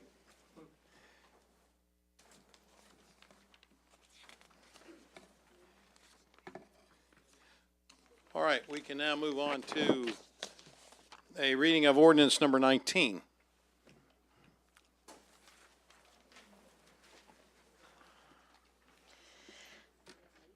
An ordinance to approve a plan zone development, establish a plan office district titled Hanson Revised Short Form PDO, located at 400 North Van Buren Street, Little Rock, Arkansas, amending the official zoning map of the city of Little Rock, Arkansas, and for the purposes first reading. There's a motion and a second to suspend the rules and place this ordinance on second reading. All in favor indicate by saying aye. Aye. Opposed, say nay. Second reading, please. An ordinance to approve a plan zoning development, establish a plan office district titled Hanson Revised Short Form PDO, located at 400 North Van Buren Street, second reading. Move to suspend the rules and place on third and final reading. There's a motion and a second to suspend the rules and place this ordinance on third and final reading. All in favor indicate by saying aye. Aye. Opposed, say nay. Third and final, the motion passes. Third and final reading, please. An ordinance to approve a plan zoning development, establish a plan office development titled Hanson Revised Short Form PDO, located at 400 North Van Buren Street, third and final reading. Okay, we've had 3 readings on this ordinance. Is there anyone here who wishes to speak against this ordinance? Anyone who wishes to speak against the ordinance? All right, I've got 11 cards that wish to speak in favor of it. It is, been approved by the planning commission, so let me take a director's comment first. Director Hendricks. I wanted, Mr. Moore, your director, to come up to the mic. Mr. Collins. I'm gonna remind y'all, I got a long memory.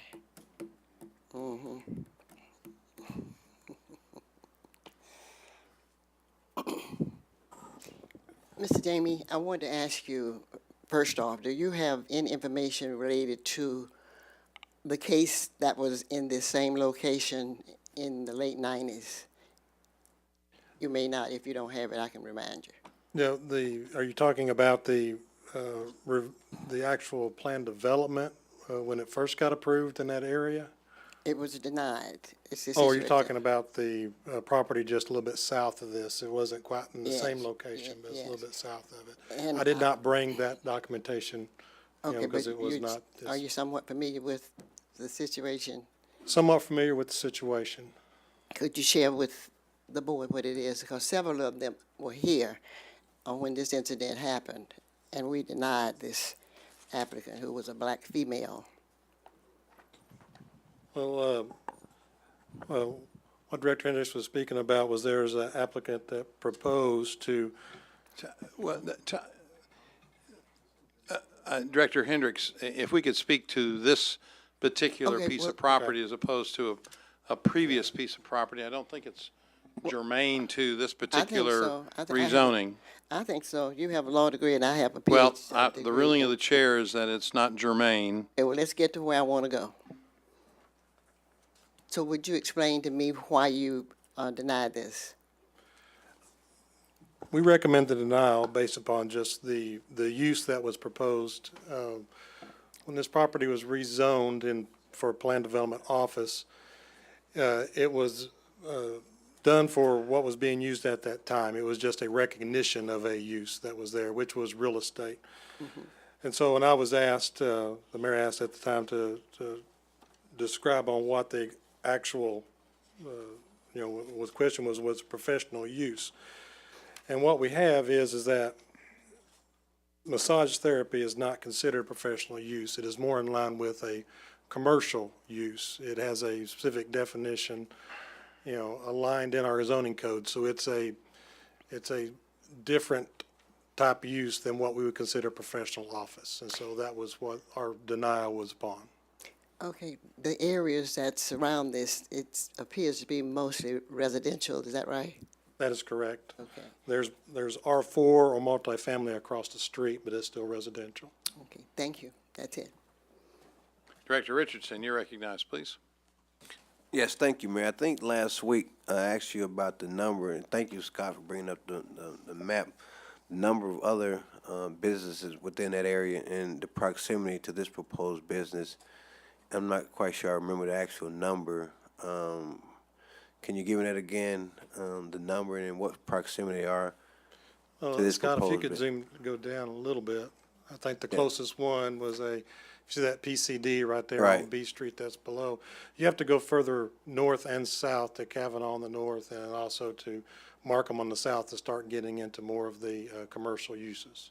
Can you guesstimate how far? Is that a fair question for you? That's about 4 blocks, I believe. North and south? I'd have to see a larger map. I think that's about 4 blocks. On the south, on the north, it's a little bit more to the split or right there at Van Buren or Kavanaugh. Okay, thank you. Okay, Director Hendricks? The thing that I wanted to, Jamie, Maybe you might move want to hang close by. let me come back. Dean has his light Vice on. Mayor Webb, you're recognized, please. Thank you. That's a question also for Jamie. And you may have said this and I may have missed it. How long has this particular building, been a commercial space? Well, for a commercial space, it's, for the plan development, that's been about, I would say, 10 years, but it's been also used previously, prior to our actual adoption of any zoning. From some just knowledge of some history in the area, it was a neighborhood grocery, small store that was on there. So it did have that at the time, but when it was brought into the city, it was brought in just as a standard residential, and then it was used as the commercial. It was just, when we rezoned it, that's a planned development office. So it's been either a commercial or a business for decades? For decades. Decades. Great, thank you. Director Campiris, you're recognized, please. I think Kathy asked the question. I mean, I've been in this area for a long time, and it has been a non-residential use for as long as I can remember going up and down Van Buren. Is that fairly accurate? Director Wyrick, you're recognized, please. Mr. Collins, question. If I understand what you're saying, this is a planned development office, and that's currently there. And so your application was to add this massage therapy to planned development office. That's correct. And you're saying massage services do not fall under office use. You're saying it's a commercial use as opposed to an office use. That's correct. You have to go through two different areas of the zoning code to kind of extrapolate it, but I can kind of just read a little section of it. It's considered, it falls underneath health studio or spa, which is a defined use where manipulated massage or exercises are practiced on the human body, excluding a physician or a chiropractor, in there. And then when you get down to it's actually excluded and has to be a conditional use for that type of operation in an office zone, O1, O2, and O3. And then also in it is allowed in Wait a minute. C2 You and said C3. massage was conditional use under office? Did you read that, or did I misunderstand what you're saying? You're going pretty fast for me, and I listened slow. It is allowed as a conditional use in O2 and O3 zoning, office, O2 and O3. Which is office, Yes. O2 and O3. So, And that's a little bit more dense of an office than like an O1. so why does that not fit under this PDO? Well, it's a conditional use. So when the plan development goes in, it was recognized as the use that was there. It was not specifically called out for in the plan development. Typically, when we do a plan development, we call out the types of uses, like the commercial that you heard earlier today, out there off of Vimy, on what is allowed or can be done in that commercial zone. Same as for any plan development. So it was just not listed as a use inside that plan development for office. But this request is to add that use. It's to amend that. Yeah, and we amend plan development office things all the time to add additional uses. Yes, we Right, do. and let me try to help here. The only reason this is before you in this manner is because staff doesn't have the authority based on our code. We're up and down the street all the time. It's obviously commercial, but Jamie is planning director, me as city manager. If it's in the code, then it has to come before you, and that's why it's before you at this point. But it's in the code, if I understand what you're saying, that you could have this conditional use permit under office. Well, It's just that it was not identified as one of the items when the plan development was done. Yeah, But they we can- amend plan developments, I'm sorry, No, let's go ahead. that's just the way I think fast. So we amend plan developments a lot. People come in all the time and want to change what's in there. So you don't have the authority to say yes. Bruce doesn't have the authority to say yes, but this board can override what this plan development was set up for and add this conditional use for massage therapy there. That is correct. Okay. Amend what was called out for. Do what? Amend what was called Amend. out for, yes. Right. But I don't know why this is any different than any other amendment to a plan development. Do you always deny it? Do you always deny them? No, ma'am. No, ma'am. Okay. Director Warwick, one thing is that a plan development usually limits the number of uses that are allowed as right for that type of I get development. that. So for the plan development commercial, they can't do all 188 commercial uses. Right. It's limited, and a lot of the amendments that you get are to add additional commercial elements to it. Now, I can't say that we haven't added office uses or something else that would be appropriate, but that's one reason that they come sort of straightforward with an amendment is because it's appropriate, because it's another commercial use and it can be deemed appropriate in that area.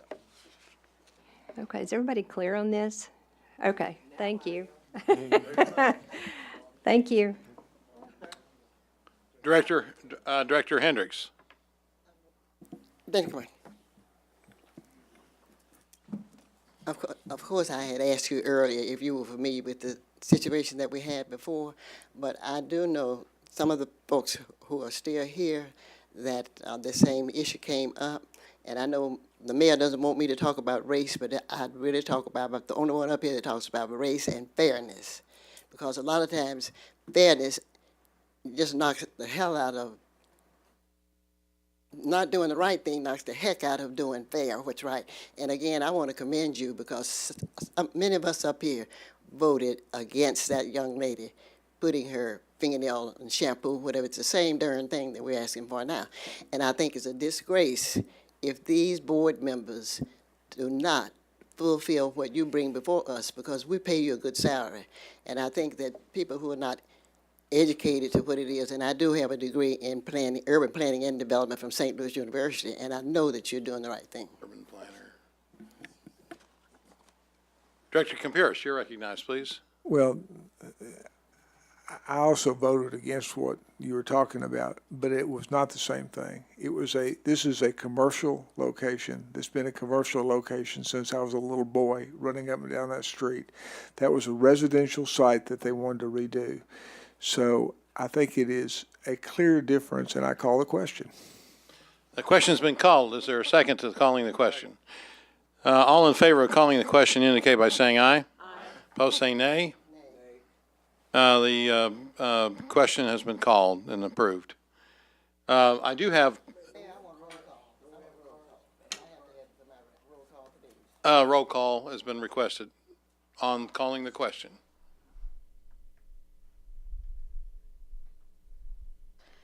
Director Hendricks? Nay. Director Richardson? Nay. Director Peck? Aye. Director Hines? Yes. Director Wright? Yes. Director Wyrick? Aye. Director Campuris? Aye. Director Fortson? Aye. Director Adcock? Aye. Vice Mayor Webb? Aye. Be 8-2. 8-2, the question has been called. Mr. Carpenter, I believe that means we move directly on to the vote on that. I do want to let everybody know I have 11 cards all in favor of it, but the question's been called, so we'll go forward with the vote. All in favor of the passage of the ordinance indicate by saying aye. Aye. Opposed, say nay. Nay. The ordinance is passed. Roll call on the ordinance, please. Director Hendricks? Nay. Director Richardson? Nay. Director Peck? Director Hines? Yes. Director Wright? Yes. Director Wyrick? Yes. Director Campuris? Aye. Director Fortson? Aye. Director Adcock? Aye. Vice Mayor Webb? Yes. 8-2. 8-2, the ordinance is also passed.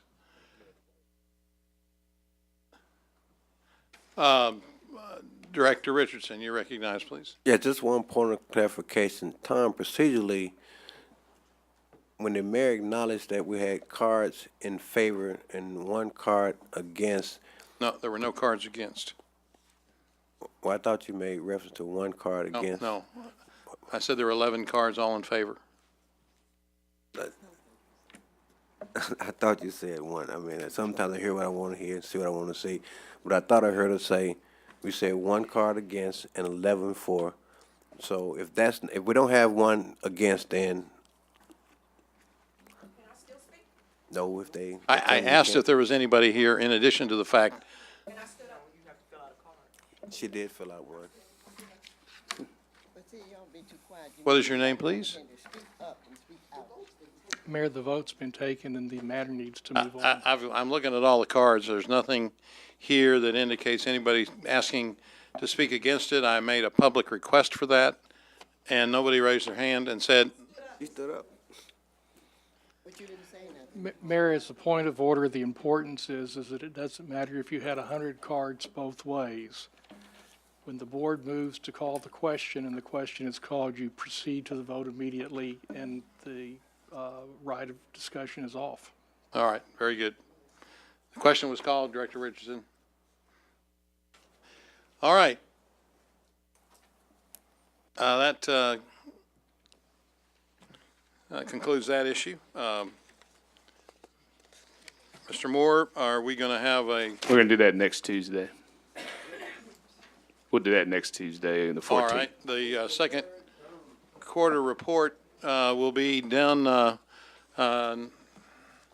next week. There's Director Hines. Thank you, Mayor. Before we adjourn, I think we need to bring up and address this issue of the conundrum we're in, or the on this exploratory committee issue, especially since we've had Mr. Lynch, who I think worked on the committee to put this ordinance in place. And I'm going to take a page out of Director Hendricks. I ain't going to be scared. Tom, my feeling on that is that we need to go to circuit court and get a declaration on this. I mean, I'll be on the record for that. We've got some candidates that have decided to thumb their nose at what we believe is a very legitimate city ordinance that was put in place. And one of the things when I ran for office that was a pleasant surprise when I pulled the documents was that I wasn't going to have to be in perpetual campaign mode, and our campaign season would be 6 months. You know, I just think that I'm in a query as to why the Ethics Commission and our county prosecutor, nobody wants to take up the flag on this, so it's going to be up to us. You know, I don't relish the thought of having to start campaign fundraising, you know, 2 years out, I guess is what the state ordinance goes. So that's my feeling on it, is that we should take this to circuit court and ask for an opinion on it. Director Wright, you're recognized, please. Mayor, my issue was not on this, but I will speak to it. I too am in support of the 6-month fundraising. I've just got too much to do to be focused a whole year on trying to raise money for something. So I support the ordinance as it is. But the reason I had my button pushed was another question that I have for the city manager. Go ahead. Okay. Mr. Moore, I see on here where Rock Region Metro is making some changes to the bus route. Effective October 30th, and I noticed that Route 14 was listed on there. Please recall that we pay them a separate allocation for Route 14 and Route 9 to travel Barrow Road and to add some additional stops in there. And any changes that they make, their allocation should be reduced to adjust for that. They just can't make a arbitrary change because it's convenient for them, without it impacting the separate allocation that we're paying. And additionally, I would like for you to coordinate a meeting for me with Rock Region Metro so that we can discuss the Fair Oaks apartments and a way to get the children that live there to the community center and back. It's too dangerous for them to walk from Fair Oaks down to 36th Street. It's just too dangerous, too much traffic, too much activity, and I'm not comfortable with that. But I do need to get those kids over to the community center, and as the apartment manager shared with me, it's about 300 kids over there, Mayor. And she's asking for help, and I'm trying to provide it. So I'd appreciate if you coordinate a meeting as soon as possible. But I do want you to address that allocation. Director Hendricks. Yes, thank you, Mayor. Mr. Moore, I don't want to discuss this, but the mayor and Bruce, I'm sure you got this from Attorney Simmons Smith. So when you all address this, it's a hefty letter from Simmons Smith. He sent, you got a copy. Look in your mailbox. Director Fortson. I want to go back to what Director Hines had brought up. I think it's good to have citizens like Jim Lynch who bring an outside institutional memory to things that happened here, because there were some who, reading about the campaign limitation, interpreted that as a move to protect incumbency. And Jim has some insight into where it came from, and actually the entire idea is to minimize campaign contribution windows, because unlike a lot of public offices, we're making law all the time. Tonight we had 3 or 4 zoning issues, as Jim pointed out. If not impropriety, there's certainly the opportunity for the appearance of impropriety if you've got a 2-year campaign window for a local election. So I think we do need to address this, and I think Mr. Carpenter gave us a summary this past week, I guess yesterday or Friday, of the options he saw in front of us right now. And would it be appropriate to ask Tom to re-summarize those for us very quickly? If you would like, Director Fortson, but I would like for Tom to give us a brief summary of those options and the time frame involved with each of them, in his opinion. Director Fortson, the memorandum that you got sent out yesterday worked off of the one that was sent previously that said there was 4 options, and the one I recommended was try to get the Ethics Commission to address the issue, and they didn't. So the other 3 things that have been before you before, or the other things that have been before you before, dealt with declaratory judgment action, a repeal of the ordinance, a request for an Attorney General's opinion. I did not mention a prosecution because we still have the problem that the commission that supposedly overlooks this says there's no problem. So how are we going to be able to show scienter in that particular situation? Criminal intent, when the commission that says we've got control over this and we don't think there's anything wrong. I just don't see you can prosecute. In terms of getting a final answer, a definite answer, the only way you're going to get it legally is going to be from the declaratory judgment action. If you want an Attorney General's opinion, you know, one can be sought. I don't know what they would say, but it's not going to be compelling in terms of what we would do next, because it's not precedential, and the courts don't even consider it as persuasive. Now, I want to hasten to add that I've noticed opinions from the appellate courts that seem to rely a lot on AG opinions when they like them, but I've also seen them dismiss AG opinions when they didn't like them. So what the official opinions say is that they are not persuasive. The AG also has a policy that says that if something is in litigation or likely to be in litigation, they won't issue an opinion. And I think that this is one of those issues also. So you've got the declaratory judgment action you can go. I would not recommend seeking an Attorney General's opinion. The other option that had been discussed was you just repeal the ordinance and try to look at it at a different day. I have heard now from 2 board members who are in 3 board members who are in favor of seeking the declaratory judgment action. I couldn't quite tell what Director Wright was saying, but I need to know something, because you know, this is one of those things, some of my friends are for this and some of my friends for that, and I'm going to vote for them with my friends. Well, there's 11 of you, and I don't have more than 3 of you giving me any direction in one area. okay. Would the declaratory help us maintain what we got? The declaratory judgment action, I would intend to file it in state court, dealing with the issue of the ordinance and the statute. If it's treated as an election issue, it will get expedited review. If it's not treated as an election issue, it won't. There is a First Amendment issue that deals with campaign contributions that may or may not allow a party to seek to remove this case to federal court. If it's removed to federal court, there is no expedition for election issues. They can take as long as they want. But on the other hand, the issues that have usually dealt with campaign contributions in federal court have been limits on the ability to contribute, not so much limits on the time to contribute. And so I don't know that issue would necessarily be one that would be removed. If it's treated as an election issue, which we would encourage, then they're supposed to give it expedited review. if the court issues an opinion that this body is not in favor of, then it's supposed to get an expedited appellate review by the Arkansas Supreme Court. So that was a long way of saying you don't know. Well, I mean, he can't predict it, but typically election issues are given priority.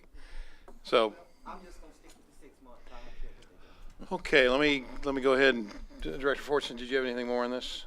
Not the president, but in a moment I may. Okay, Director Wyrick. Thank you, Mayor. Tom, I had initially emailed you and said seek the Attorney General's opinion, but I didn't know about this, the second option, which was the declaratory judgment action in circuit court, item 2 that you outlined in your memorandum. And so I would be for that to help you with your count. That seems to be the surest, maybe the longest way to get the answer, but at least we'd have a definite opinion. And also, Bruce, back to Doris's comment about the bus routes. I noticed, I looked on the web and there were like 9 routes that were cut, and one of them said something about Pulaski Tech. And we actually fund that route. The citizens fund that route to Pulaski Tech. Now, I don't know if they're talking about the one in Southwest or in North Little Rock. I don't know what they're talking about. But if you could get them to outline what those routes are, instead of having a little skinny little map with highlighted roads on there, it'd be very helpful so we could understand what we're losing or what we're gaining, et cetera. And how much money is attached to that? Yes. I want them reduced by that amount. Makes sense. Thank you. Director Adcock, you're recognized, please. Well, I think I've heard enough campaign speeches over the last couple of weeks, attending neighborhood meetings, that I'm tired of campaigning already.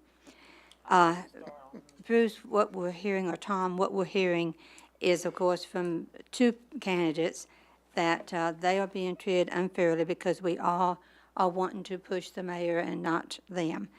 And what they have brought up is the mayor's surplus. Now, I think most of us on this board has considered our carryover, and that we had 3 choices. We give it to the city, we give it back to the people who gave it to us, or we give it to a nonprofit, which I've done for the last 3 or 4 campaigns. So now they're questioning, is the mayor's surplus the same as what these other men, and if we're going to do something to them, does this bring in question about the mayor's money? So to make sure that everything is equal, I would like for you to add the surplus money on with this investigation that we're doing.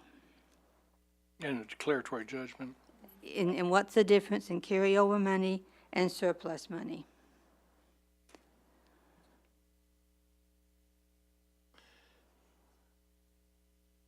Are you finished, Director Adcock? Thank you. Director Hendricks, you're recognized, please. I just wanted to ask a question, Tom.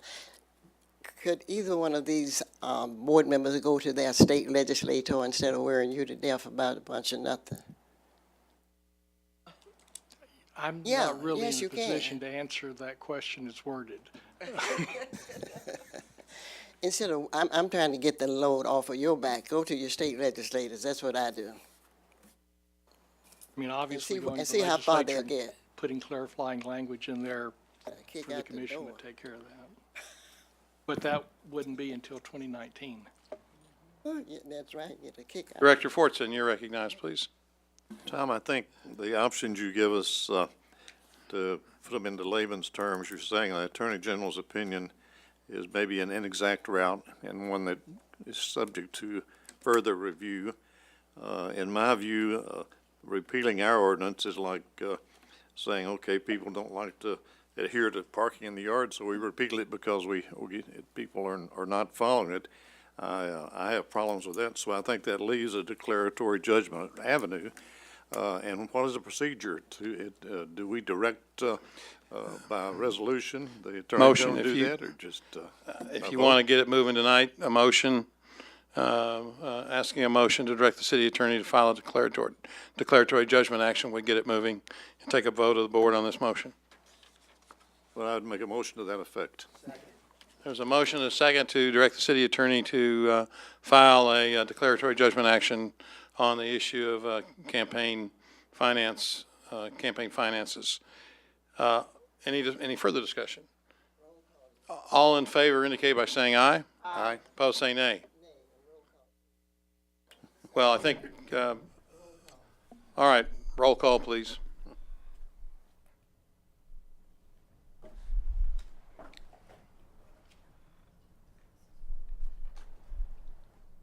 Director Hendricks?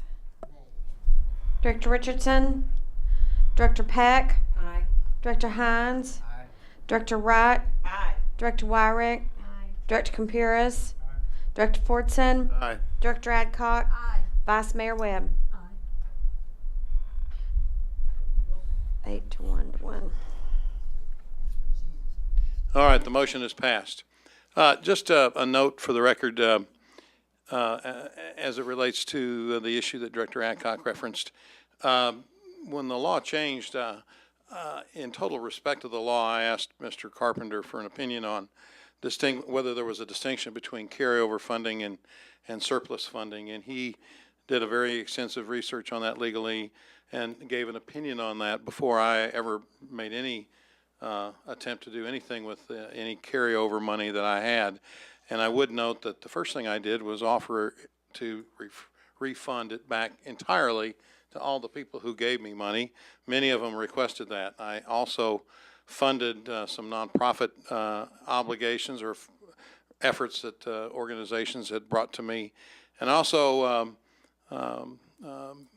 gave some money to the city to build a gate to help protect the incursions into Hyman Park. So I did all that by respecting the law and getting an opinion before anything else relative to the distinction between carryover money and surplus money. And I would note that there are other directors who also have subsequently had campaigns and do have carry money also, as well as some of the people running currently for office that have carryover money that has been used as well. So I just want to make sure the record is clear and complete on that issue, and I wanted to make that statement. So, thank you. Before we take that, thank you. I handed out some information I wanted to give to all of you.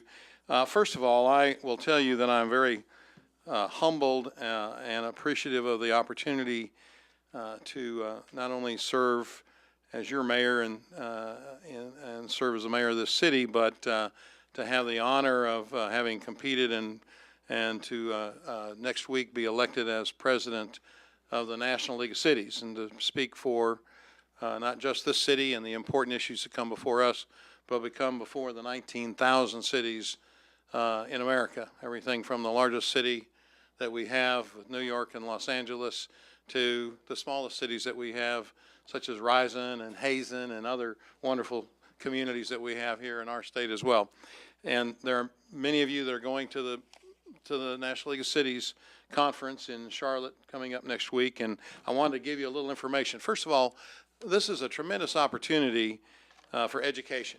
I know we're all busy, but the opportunity to not only communicate with other people in similar positions and to deal with some of the issues that are all common among us is so very, very important. I know some directors have previously gone and would attest to that, but I just want to take a moment to say, please take advantage of some of those things. There's the NLC University seminars, there's the Host Mobile City workshops, there are discussions about real-world solutions that face us in local government. I know Director Campuris has talked about the internet sales tax issue. It's a common issue that we talk about at that level. There are advocacy committees for you to be involved in.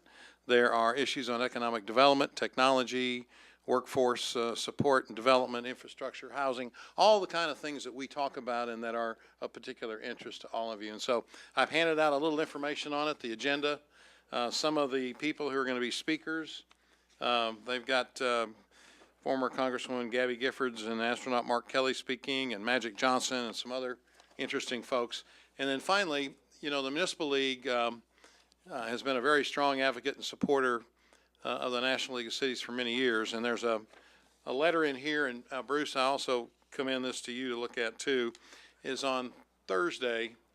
On Thursday, the Municipal League hosts the dinner for all of the Arkansas delegation. And I want to make sure that not only the elected officials, but whatever staff are going, also are invited, and they need to kind of call the Municipal League and make sure they got your name on the list. There's a list attached here, and if the name's not on there, we want to get it on there. And then finally, Friday, I'm honored for a reception on Friday evening, the 17th. And I wanted to personally thank you and invite all of you to be there and to help with a little celebration on that. So, thank you very much for that point of personal privilege. Yeah, go ahead, Director Hines. Bruce, I know you're fond of celebrating birthdays, and our resident historian in the back has informed me that we have a gigantic birthday for the city of Little Rock today. The city of Little Rock is 186 years old. It was incorporated as a town on November 7th of 1831. Scott, thank you for that. He blasted that on Twitter and picked it up, and I did not realize that. So happy birthday to Little Rock today. Happy birthday, everyone. This is also the 20th anniversary of President Clinton announcing that the library was going to be in downtown Little Rock. 20 years ago. November 7th. My time flies. It was a rainy day that day. All right. Talking about thank two you. different Is there a things. motion? We're talking about two different things. Not when it opened, when he announced it was going to be. Oh, okay. All right. Motion to adjourn, Mayor. There's a motion to adjourn. All in favor indicate by saying aye. Opposed, say nay. We're adjourned. Thank you.